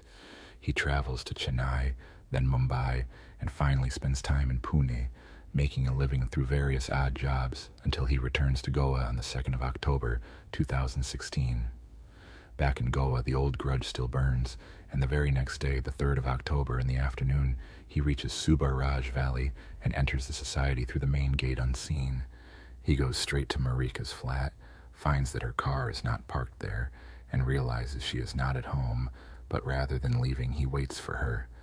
Knowing the layout well, he hides on the terrace, watching below and checking on the car repeatedly, while the rest of October 3rd passes without sighting. The next day, October 4th, passes without incident, and on October 5th he continues his vigil. By mid-afternoon he comes down and sees the car parked, indicating Marika had returned. A strange smile crosses his face, but he returns to the terrace and waits for nightfall, finally coming downstairs again around 6 in the evening. At 8:30 in the evening, Marika's flat is jolted by a doorbell. The visitor, Raj Kumar, declares himself a security supervisor and asks for her identity. Marika opens the door, but he forcefully pushes her inside and slams the door behind him. Brandishing a knife, he warns that any noise will invite harm. Marika screams, yet Raj Kumar covers her mouth and drags her toward the bathroom. There he intimidates and controls her, then forces her to the bedroom, pinning her on the bed at knife point. He ties her wrists behind the bed and then binds her ankles as well. At knife point, he demands money. Trapped, she offers all she has. The purse yields about 4,000 Indian rupees, roughly $48. Not satisfied, he presses for more, and she suggests using her debit card at an ATM. She explains how to insert the card, choose a language, and enter the PIN, even revealing the code.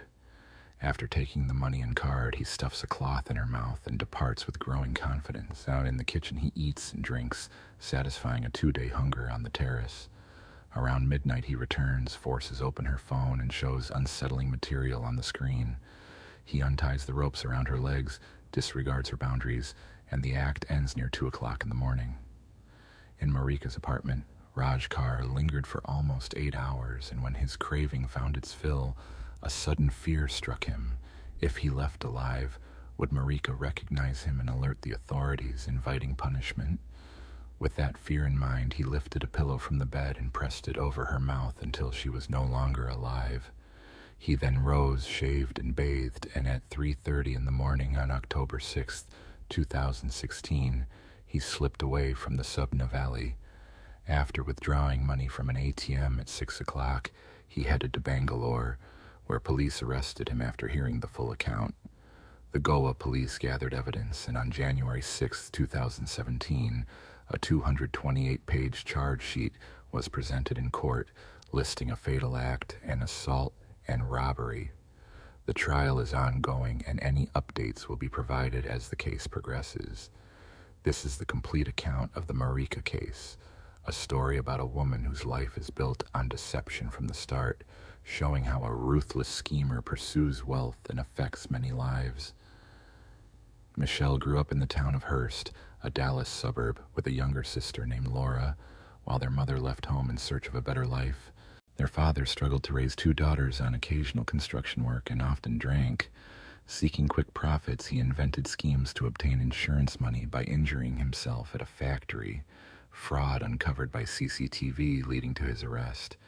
Michelle grew up amid lies, wanting to escape poverty, but deceit became her habit, and she could not imagine living otherwise. At 15, she appeared striking, a petite, athletic brunette who attracted attention from men, and she realized she could use her charm to sway them to her advantage. Thus began a string of relationships with men, and at 17, she dropped out of school. Michelle married Kenneth O'Brien at 16 after informing him she was expecting their child. Kenneth, taking responsibility for his young wife and their future, joined the army, and they moved frequently. 2 more children arrived, and one city gave way to another as temporary military housing framed their days. Yet such a life did not satisfy Michelle, and after 5 years she left, citing beatings and her husband's infidelity. She returned to her hometown of Hearst, where relatives and friends saw her as a survivor of domestic turmoil and helped her start over.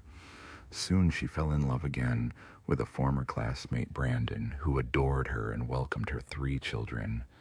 They planned to wed, but on the eve of the ceremony, Michelle confessed she had not yet finalized a divorce from her first husband, fearing confrontation. With a lawyer's help, the matter was settled, and they tied the knot in 1994. Life with Brandon seemed steady. He built an IT company while Michelle worked as a dental assistant, yet she yearned for more. She began bringing home various dental supplies and equipment, and the cash began to look small.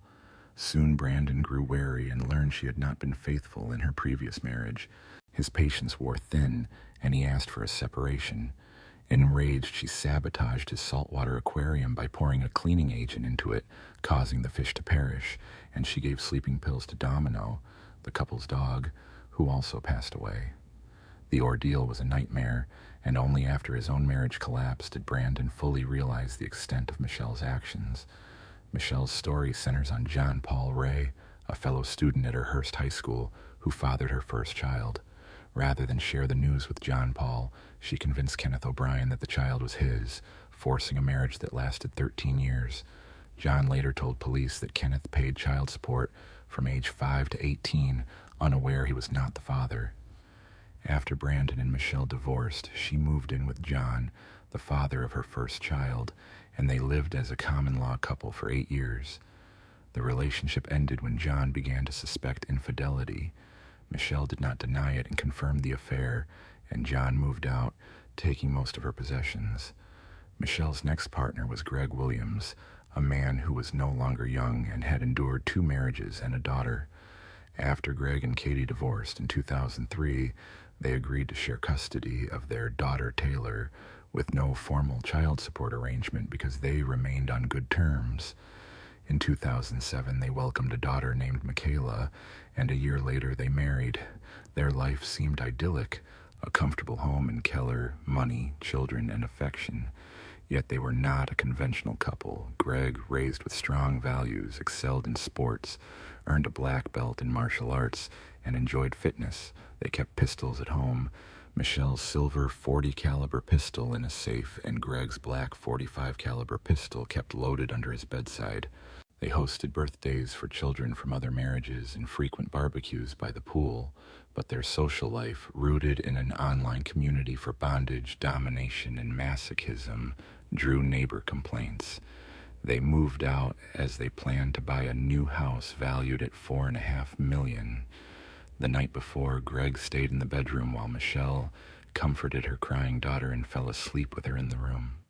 The record shows October 13th, 2011, at 4:40 a.m., an emergency call arrived as a distressed woman cried into the phone, reporting that she and her husband had been assaulted by a robber. She was injured, and he had a bullet wound. Within minutes, police reached the scene. Inside the home, the television blared, and a baby slept on the couch, untouched by the upheaval. The woman's demeanor alarmed officers. She appeared unnervingly calm, not at all like someone recently confronted by a break-in. The gated community swarmed with police cars, detectives, and forensic experts, and the property, nearly 5,000 square feet, was sealed off as investigators combed every corner.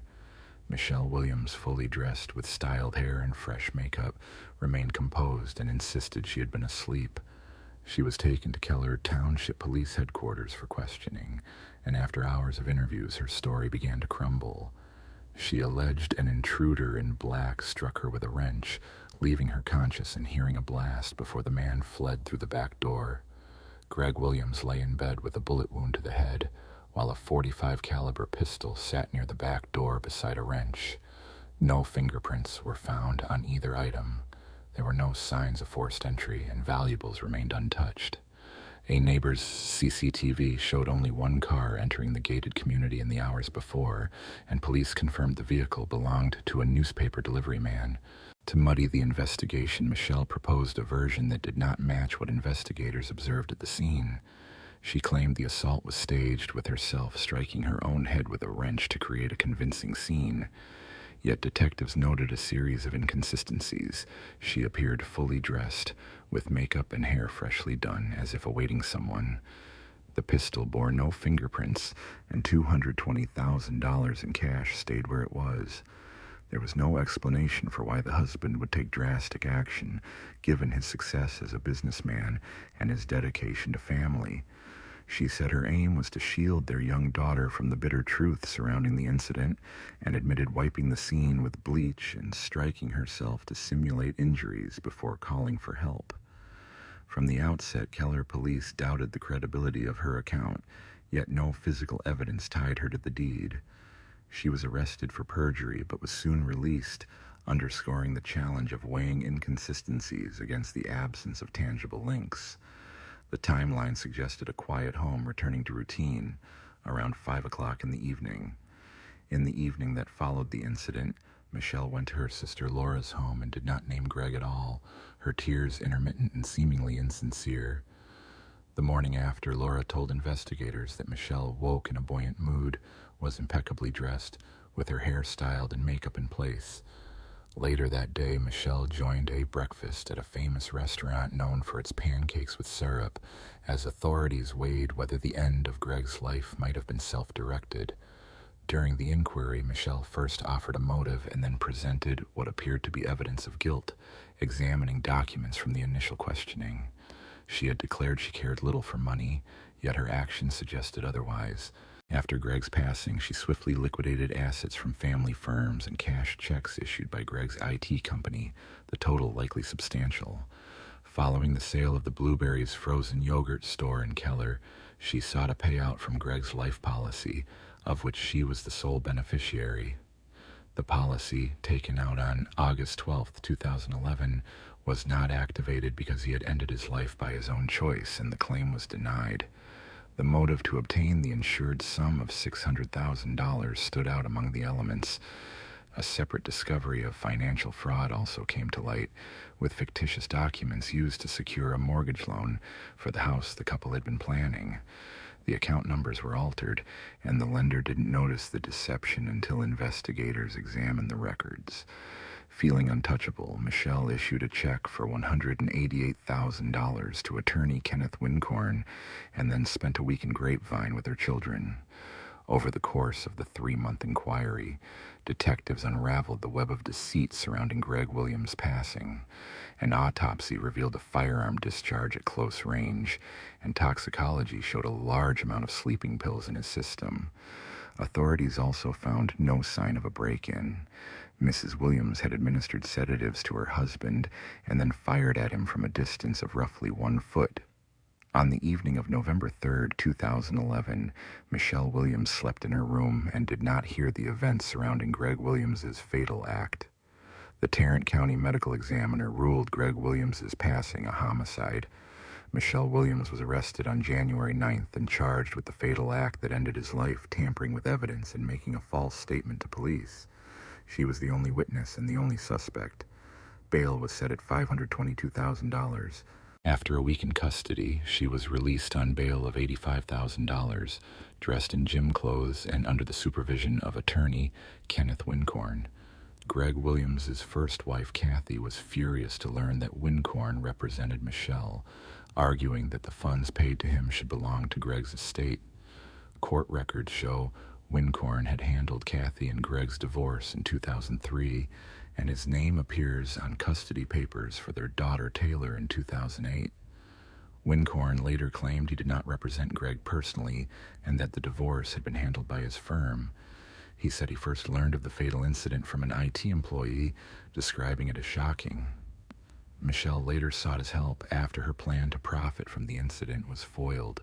She changed her name to Shelley, presented herself as a fitness guru, and publicized a relationship with a man nearly 15 years younger. The couple opened a fitness club in Bedford and promoted it online, while Michelle wore an ankle bracelet with a GPS tracker. For months, she moved forward with her new life, attending classes and court hearings, often dressed for a night out. Kathy says Michelle never showed any signs of mourning for Greg. Rob Conover, a friend of Greg for more than 20 years, attended many hearings and recalled how Michelle manipulated officers to frame herself as an innocent person in need of protection. On October 9, 2013, Michelle accepted a plea of guilty to tampering with evidence and to deadly conduct. She received 18 years for tampering with evidence and for the deadly conduct charge. Michelle admitted cleaning the gun found near Greg, yet the absence of her DNA at the scene raised questions. In Texas, 45-year-old Michelle Williams, nicknamed by the media as Keller's Black Widow, faced a first-degree homicide charge for allegedly planning to profit from her husband Greg Williams' life insurance policy. Prosecutors described the plan as a carefully crafted scheme to gain from the substantial policy, claiming she drugged him with sleeping pills before an act that ended his life. The motive, Assistant District Attorney Jack Strickland said, was money, a long-standing greed at work. Williams, who had discussed a plea agreement with the expectation of a few years behind bars and eventual parole, later in February 2014, said she was not responsible. The judge immediately voided the plea agreement and set a date for the first trial. Opening statements described the case as a calculated crime to exploit Greg Williams' policy. The defense noted the absence of her DNA at the scene, where there were signs of cleaning, making premeditation hard to prove. The defense, led by Kenneth Wincorn, argued the scene was unusually spotless and blamed the lack of direct evidence for premeditation. If the jury finds evidence tampering or concealment of the circumstances, a life sentence could follow. Otherwise, the matter would proceed to verdict on the date April 21st. During the trial, friends and family described a tense atmosphere at home over finances, with frequent quarrels about money. Prosecutors said that in the hours leading up to the incident, Greg Williams argued with his wife over funds and even criticized a house down payment. The defense asserted Greg Williams chose to end his own life, arguing that a successful business owner needed his wife alive. Attorney Clay Graham noted Greg Williams often suffered from depression. Defense counsel told the court that on the eve of the tragedy, the accused had been deeply depressed after the loss of her grandmother and a close friend who had taken his own life. Michelle Williams discovered her husband after a fatal incident involving a firearm, and in a panic she began to conceal the events to shield their 4-year-old daughter from trauma. She did not alter her appearance across hearings, presenting in different outfits but keeping a measured demeanor, even as she wiped away tears when photographs of the victim were shown. Her adult son, Andrew O'Brien, testified that she asked him to help frame Kathy Williams, Greg's ex-wife, by asserting a custody dispute over their daughter Taylor. The plan quickly unraveled because there was never any real disagreement about custody. 26-year-old Andrew said he was shocked by the proposal and thought his mother was having a mental breakdown. Michelle confronted her sons when they testified against her. The jury convicted her of felony tampering with physical evidence. According to reports, she claimed she was pregnant with twins in an attempt to delay sentencing, though the claim was not verified. Her poise and charm in the courtroom did not spare her from a stern sentence, as she was portrayed alternately as a calculating offender and as a distressed wife and mother acting on impulse. At one point, she told the detective she had managed to get through the day and seemed to indicate the case was solved. Kathy Williams believes Michelle's relationship with Gan Wallace began while Greg was still in her life and may offer a motive. If Greg had learned of the affair, she says, he would have left her. Kathy says Greg endured much, but not infidelity, and she laments how many lives have been disrupted. One might imagine that, if the courts had interviewed everyone involved, events could have unfolded differently. Michelle was given a 60-year sentence with a mandatory minimum of 30 years before parole eligibility. She remains incarcerated at Mountain View Prison in Gatesville, Texas. Michelle Williams is a convicted fraudster who remains behind bars for her deliberate acts. She has shown no remorse and refuses to take full responsibility. During the London Olympics, a young Puerto Rican boxer named Felix Vero Sanchez emerged as a rising star. He was hailed as a diamond and seen as one of the most promising athletes from his country, with forecasts of future titles and gold medals. In 2021, his name resurfaced in international headlines, this time in connection with a criminal case. The story centers on a teenage romance that grew into an obsession and culminated in tragedy. It also notes that the two-time Olympic champion, Vasyl Lomachenko, praised the 2014 Knockout of the Year recipient, who narrowly avoided a capital punishment outcome and was sentenced to life imprisonment. Born on May 19, 1993, in San Juan, Puerto Rico, Felix grew up in a modest, large family and loved sports from an early age. He initially planned to pursue baseball, but at age 9, a quarrel with a visiting friend's son led his father to suggest boxing. He fell in love with boxing from his first training session at the local gym. By 16, he won the Pan American Junior Championship, followed by the national title a year later. In 2012, he reached the quarterfinals at the London Olympics, marking the start of his impressive professional career. Vero had 29 fights, securing 27 victories. In 2014, he earned the year's top knockout against Sergio Viola. A year later, Felix won his first belt, the WBO Latino title, and defended it 6 times over 2 years. His skill left little doubt that he was destined for boxing greatness. Keisha Rodriguez, born in November 1993 in San Juan, shared a similar background. Her full name was Keisha Marlene Rodriguez Ortiz. She grew up in a close-knit family with her parents Jose and Kayla Rodriguez, her sister Bareilles Nicole, and her half-brother Jonathan. Keisha was outgoing, excelled in school, and loved animals, aspiring to become a veterinarian. Her sister Bareilles was her confidant and best friend. Keisha and Felix attended the same school and began a romantic relationship in their teenage years. Felix, a rising Puerto Rican boxer who had already competed in the Olympics, began dating Elisa Maria Santiago Sierra, a young aspiring model, while secretly continuing to see his childhood friend, Keisha. Keisha's sister and mother knew about the affair and disapproved, yet the situation grew too tangled to unravel. Elisa believed Felix was her one true love and future husband, while Keisha, aware of his engagement, found herself unable to break away. Felix's relationships were turbulent, marked by rising fame and the constant attention of admirers. The love triangle, rife with secrecy and emotional strain, ended in tragedy, and the once promising athlete slid into the criminal chronicles, his legacy forever marred by events from 2012. 2016 brought Felix's marriage to Elisa, who was then barely 19. She was already a famous model with tens of thousands of followers and had opened her own eyelash extension studio. A few months after the wedding, a serious motorcycle crash left him in hospital with head injuries, bruises, and cuts. His trainer feared the worst, but he recovered swiftly and returned to competition. In September 2019, he posted a photo with Elisa, who was well along in pregnancy, writing that soon he would meet his daddy's princess, and a month later they welcomed their daughter, Miranda Vero Santiago. For a time he appeared to be a devoted husband and father, yet behind the scenes he continued meeting Keisha, while Elisa suspected infidelity. Keisha, who had fallen in love with Felix since high school, tried to end the arrangement, but he would not permit it.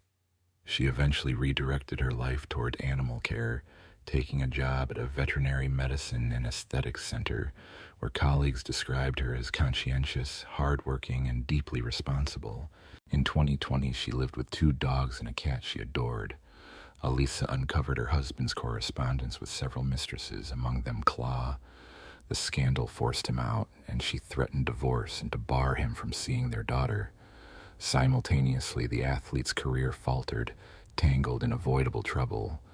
For a while, he stopped seeing Rodriguez, yet Felix clung to control over almost every step of Keisha, his mistress. Months of secret visits ended when Keisha learned in April 2021 that she was pregnant. She bought a rapid test, the result confirming her fear, and first called her sister, who knew the complexities of her relation with the athlete.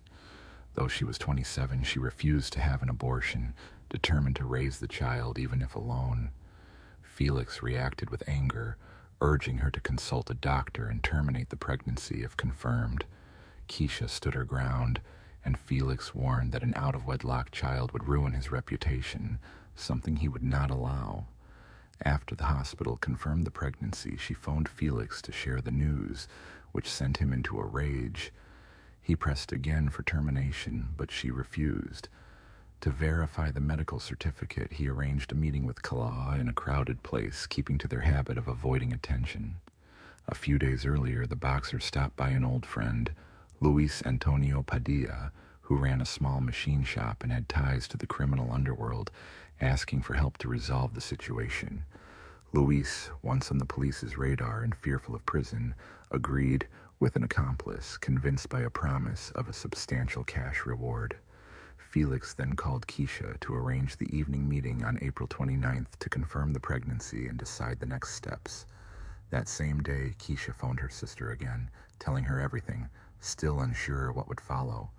I had hoped that Felix would accept her child and not press for an abortion, but the situation unsettled her. She knew the boyfriend had threatened her sister, and she feared he might harm her as well. Barry called her mother to share their concerns, but together they could not persuade Keisha to change her mind about that fate. At the appointed time, Rodriguez arrived with a doctor's note in her own Kia Forte. Barrow drove a pickup, with Luis hidden in the rear. Keisha got into Rodriguez's car and showed him the test results. He again spoke of ending the pregnancy, but Keisha, crying, refused. Amid a violent quarrel, Felix struck her on the head, and she lost consciousness. Felix produced a syringe containing an illegal dose hidden in the glove compartment and injected her. Together with his accomplice, they moved her to the back of the car, tied her, and placed a wire in a concrete block, then covered her with a tarp. Felix returned to the pickup while the accomplice took the wheel of Keisha's car, and they drove to the bridge over the San Jose Lagoon, the night nearly deserted. There, ensuring no one could see them, they pushed Keisha into the water and fired a few rounds to cover their tracks. After completing their plan, the perpetrators went their separate ways. Keisha's co-workers began to worry when she did not show up at the Veterinary Medicine and Aesthetics Center the next day. Keisha had always been very responsible, so when she did not answer the phone, Boris, who had a spare key to Keisha's house, entered quietly and found the animals hungry and unfed for almost 24 hours. Boris immediately called Keisha's mother, explained everything, and then alerted the police about her suspicions and the threats against her sister. She also contacted Felix, but he claimed that he had spent the previous evening and night at home with his family and had not attended any meeting. The missing girl's mother boarded the first flight from Florida to San Juan, hoping that her love might have taken her daughter to a private place. A clinic arranged an abortion for Keisha, paid by Kayla, without Keisha's consent. Kayla would rather not confront the reality that Keisha had gone. The first step was to question the missing girl's neighbors and colleagues, yet they noticed nothing suspicious and offered no useful information. Meanwhile, posts about Rodriguez's disappearance circulated on major social networks, urging anyone with information to come forward. The case gained wide publicity when it emerged that the missing woman was in a long-term relationship with a famous athlete and was expecting his child, prompting reporters to seek out Rodriguez's relatives. The relatives spoke openly, voicing suspicions and pointing at Felix. On April 30th, Keisha's car was found abandoned on the city's east side, its documents and belongings inside. There were no signs of a struggle, keeping a faint hope that she might still be alive. On May 1st, a passerby on the lagoon bridge saw something in the shallow water that resembled a person, and the police recovered the remains of a young woman believed to be the missing person. Rodriguez's family members arrived to identify the remains, hoping it was not Keisha, but their hopes were not realized. The remains had spent days in the water, yet a distinctive tattoo on her arm made the identification straightforward. News of the discovery sparked public outcry with spontaneous rallies demanding accountability. That same day, Vero was detained for questioning, but the athlete denied involvement, insisting he had been at home with his family on the night in question and that there was nothing to charge him with. Felix was released on his own recognizance.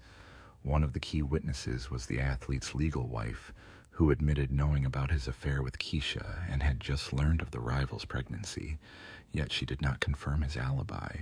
Investigators checked traffic surveillance along the route to the bridge and found Felix's pickup truck and the victim's car traveling in tandem, though the Kia Forte did not appear to be driven by its owner. On the same day, the boxer's car was seized for examination, and hair belonging to the victim was found in its interior. One more person, Luis, was the first to surrender to the police, agreeing to tell the whole truth in exchange for a reduced sentence. Felix Vera was taken into custody, but refused to cooperate, offering no answers despite compelling evidence.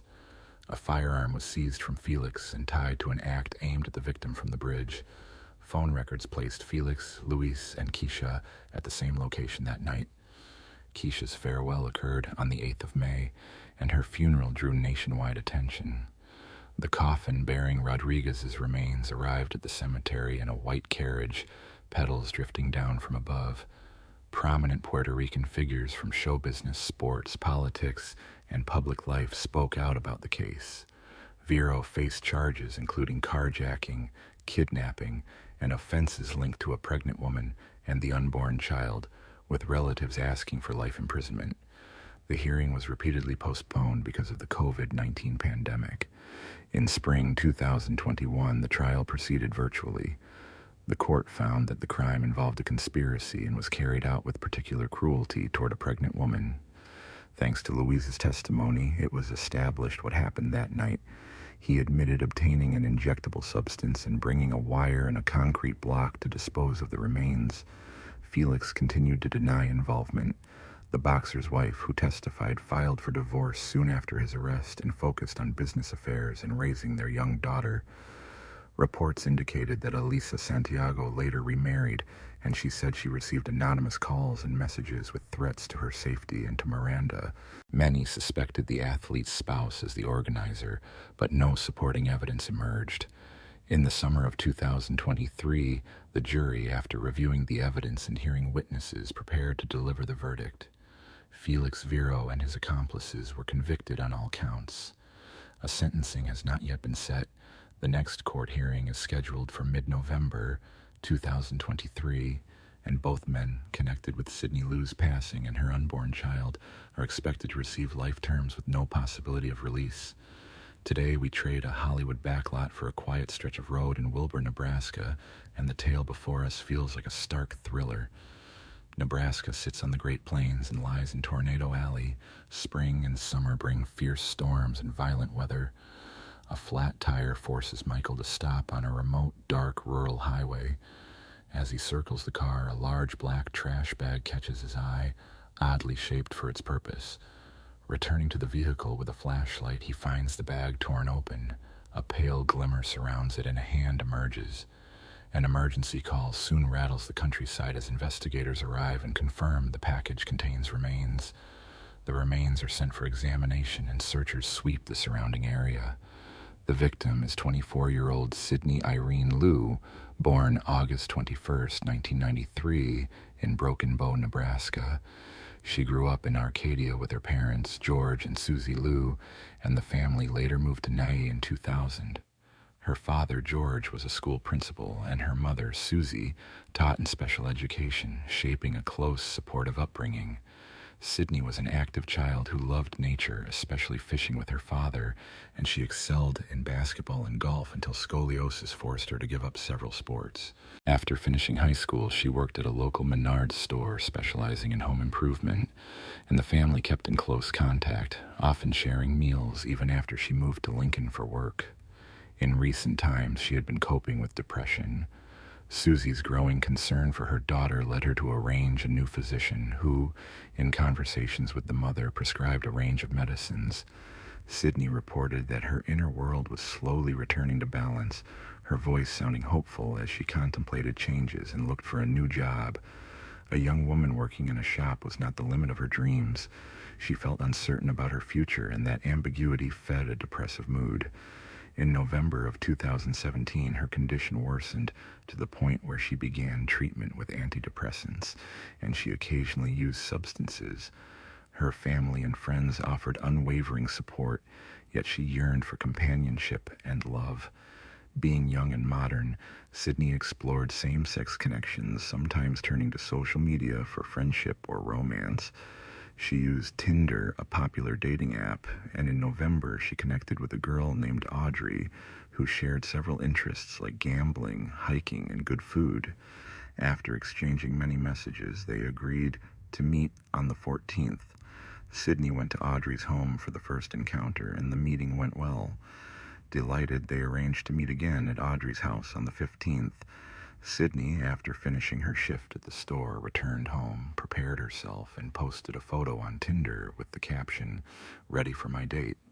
Not long after, a message invited her to join Audrey. The two headed out together in Audrey's car. The following day, Sydney did not show up for work, and though she had seemed upbeat in recent days, her family grew concerned when coworkers reported her absence. Susie recalled her daughter speaking of anxiety and deep sadness just before she vanished.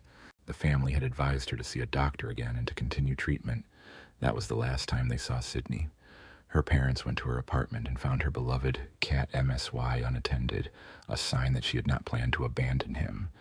They reported her missing to the police. A welfare check was conducted. The apartment appeared normal, Yet the family remained convinced something was wrong, and authorities treated their concerns seriously. On the 16th of November, a 5'7" blonde woman was reported missing after she failed to return. Sydney Loof, who worked at the Menard store on 27th Street near Cornhusker Highway, did not appear for her shift and walked with a distinctive gait due to a spinal condition. She had told a friend on Snapchat on Wednesday morning that she had gone on a date with a woman she had met online the night before and planned to meet again that evening. Her car, left in Northeast Lincoln, prompted police interviews and a search for leads. Family members circulated flyers suggesting a possible abduction, noting that her phone last pinged a tower about 40 miles southwest of Lincoln with no bank activity, and the device turned off the night she vanished. The flyers described tattoos, including the arm inscription, "Everything will be great someday," a yin-yang sign under her elbow, and the word "believe" on her wrist. Police appealed for information, mounting highway billboards and a television-wide manhunt. Susie Loof, Sydney's mother, insisted something had happened after the date and shared a Snapchat post of Sydney with the caption, "Ready for my date." Friends confirmed she planned to date a woman she met on Tinder named Audrey. Investigators reviewed phone records and surveillance from the store, tracing the last connection to a cell tower in the Wilbur neighborhood near Audrey's home, though the identity of the person remained unclear.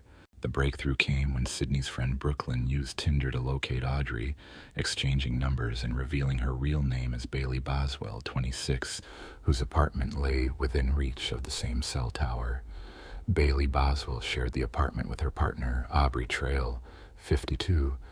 Boswell grew up in Lyons, Iowa, described as coming from a wholesome, normal family and a friendly, well-adjusted child. This outlines the early chapter of a case that drew wide public attention. Bailey Boswell was a standout in basketball and running during school, but the death of her father steered her life in a new direction. After finishing high school, she fell in with troubling company, turning to alcohol and illicit drugs. On a dating site, she connected with Aubrey Trail, who presented a domineering daddy persona. Trail carried a troubling past, including fraud charges and theft, and even built his own cult, calling himself the Vampire Daddy and paying women $200 a week to follow his rules. Some women believed him. At the time Sydney Loof vanished, the couple was ordered by the court to repay more than $400,000 for fraud, in addition to numerous misdemeanors on their records. They disappeared on the 19th of November, 2017, after a warrant was issued, and police searched their home. Walls had been scrubbed with bleach, a neighbor recalling the acrid smell of chlorinated substances 2 days earlier. As investigators pressed their search while the couple remained at large, they posted online videos denying any involvement and expressing hope for Sydney's safe return. Bailey later said she had 2 dates with Sydney and had dropped her off at a friend's house, then heard nothing more, adding that she wished Sydney's family well and hoped for a swift recovery of the lovely girl. The chase ended when officers tracked the couple to a hotel in Branson, Missouri, and they were taken into custody several weeks after Sydney's disappearance. A careful review of phone records and Bailey's location data led detectives to Sydney's remains. She had been dismembered, her body cut into 14 pieces, with 13 parts recovered from black plastic bags in ditches in Clay County, and some organs missing, including the heart. The grim discovery prompted the identification of 16 crime scenes containing her remains or belongings, with her car keys, driver's license, and phone case found along the highway, and the movements of the 2 suspects aligning with the routes. Forensic examinations of the 13 recovered body parts revealed abrasions on the wrists, a bump on the head, torn earlobes, and contusions on the back, all suggesting a desperate struggle for life. On the 11th of December, 2017, the Loof family held a private funeral at the Lutheran church she had attended. Boswell and Trail were charged with premeditated taking of a life, improper disposal of human remains, and conspiracy to commit a felony. Bailey Boswell entered a plea of not guilty.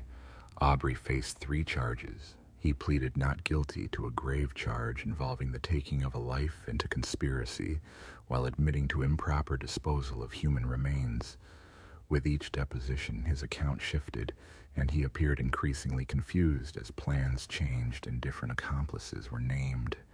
In early police interviews, he spoke of a cult he and Bailey belonged to, describing it as witchcraft and claiming to be a vampire who could fly. He presented himself as the cult's leader and said witches needed to end the life of another woman to gain power. At an initial court appearance, he said his actions caused her passing away, insisting it happened by accident. He said he paid Sydney $5,000 to fulfill his intimate fantasy with 2 other women. Sydney agreed, but the encounter ended with her passing away when a cord was placed around her neck. He admitted disposing of her remains by cutting them into pieces as part of a ritual to release her soul. He attributed this to his religious beliefs, but later evidence contradicted that account. Surveillance footage dated the 14th of November shows Bailey and Aubrey checking into a Lincoln hotel not far from Sydney's home. On the 15th of November, they went to a home improvement store and bought a hacksaw, chlorine bleach, a folding saw, a fixed blade, and bags for Sydney's remains. The sequence of events reflected in the records notes these actions on the 15th of November at 12 o'clock. One afternoon, a surveillance camera captured Sydney Loof crossing paths with Aubrey at the Menard store during business hours, though she had no idea who he was or what fate would bring. On June 11, 2018, the first court appearance addressed the homicide and improper burial of Sydney Loof's remains. Separate trials were ordered, but the charges were essentially the same. The hearings took place in Lexington because lawyers argued that Bailey and Aubrey could not receive a fair proceeding in Wilbur amid intense public scrutiny.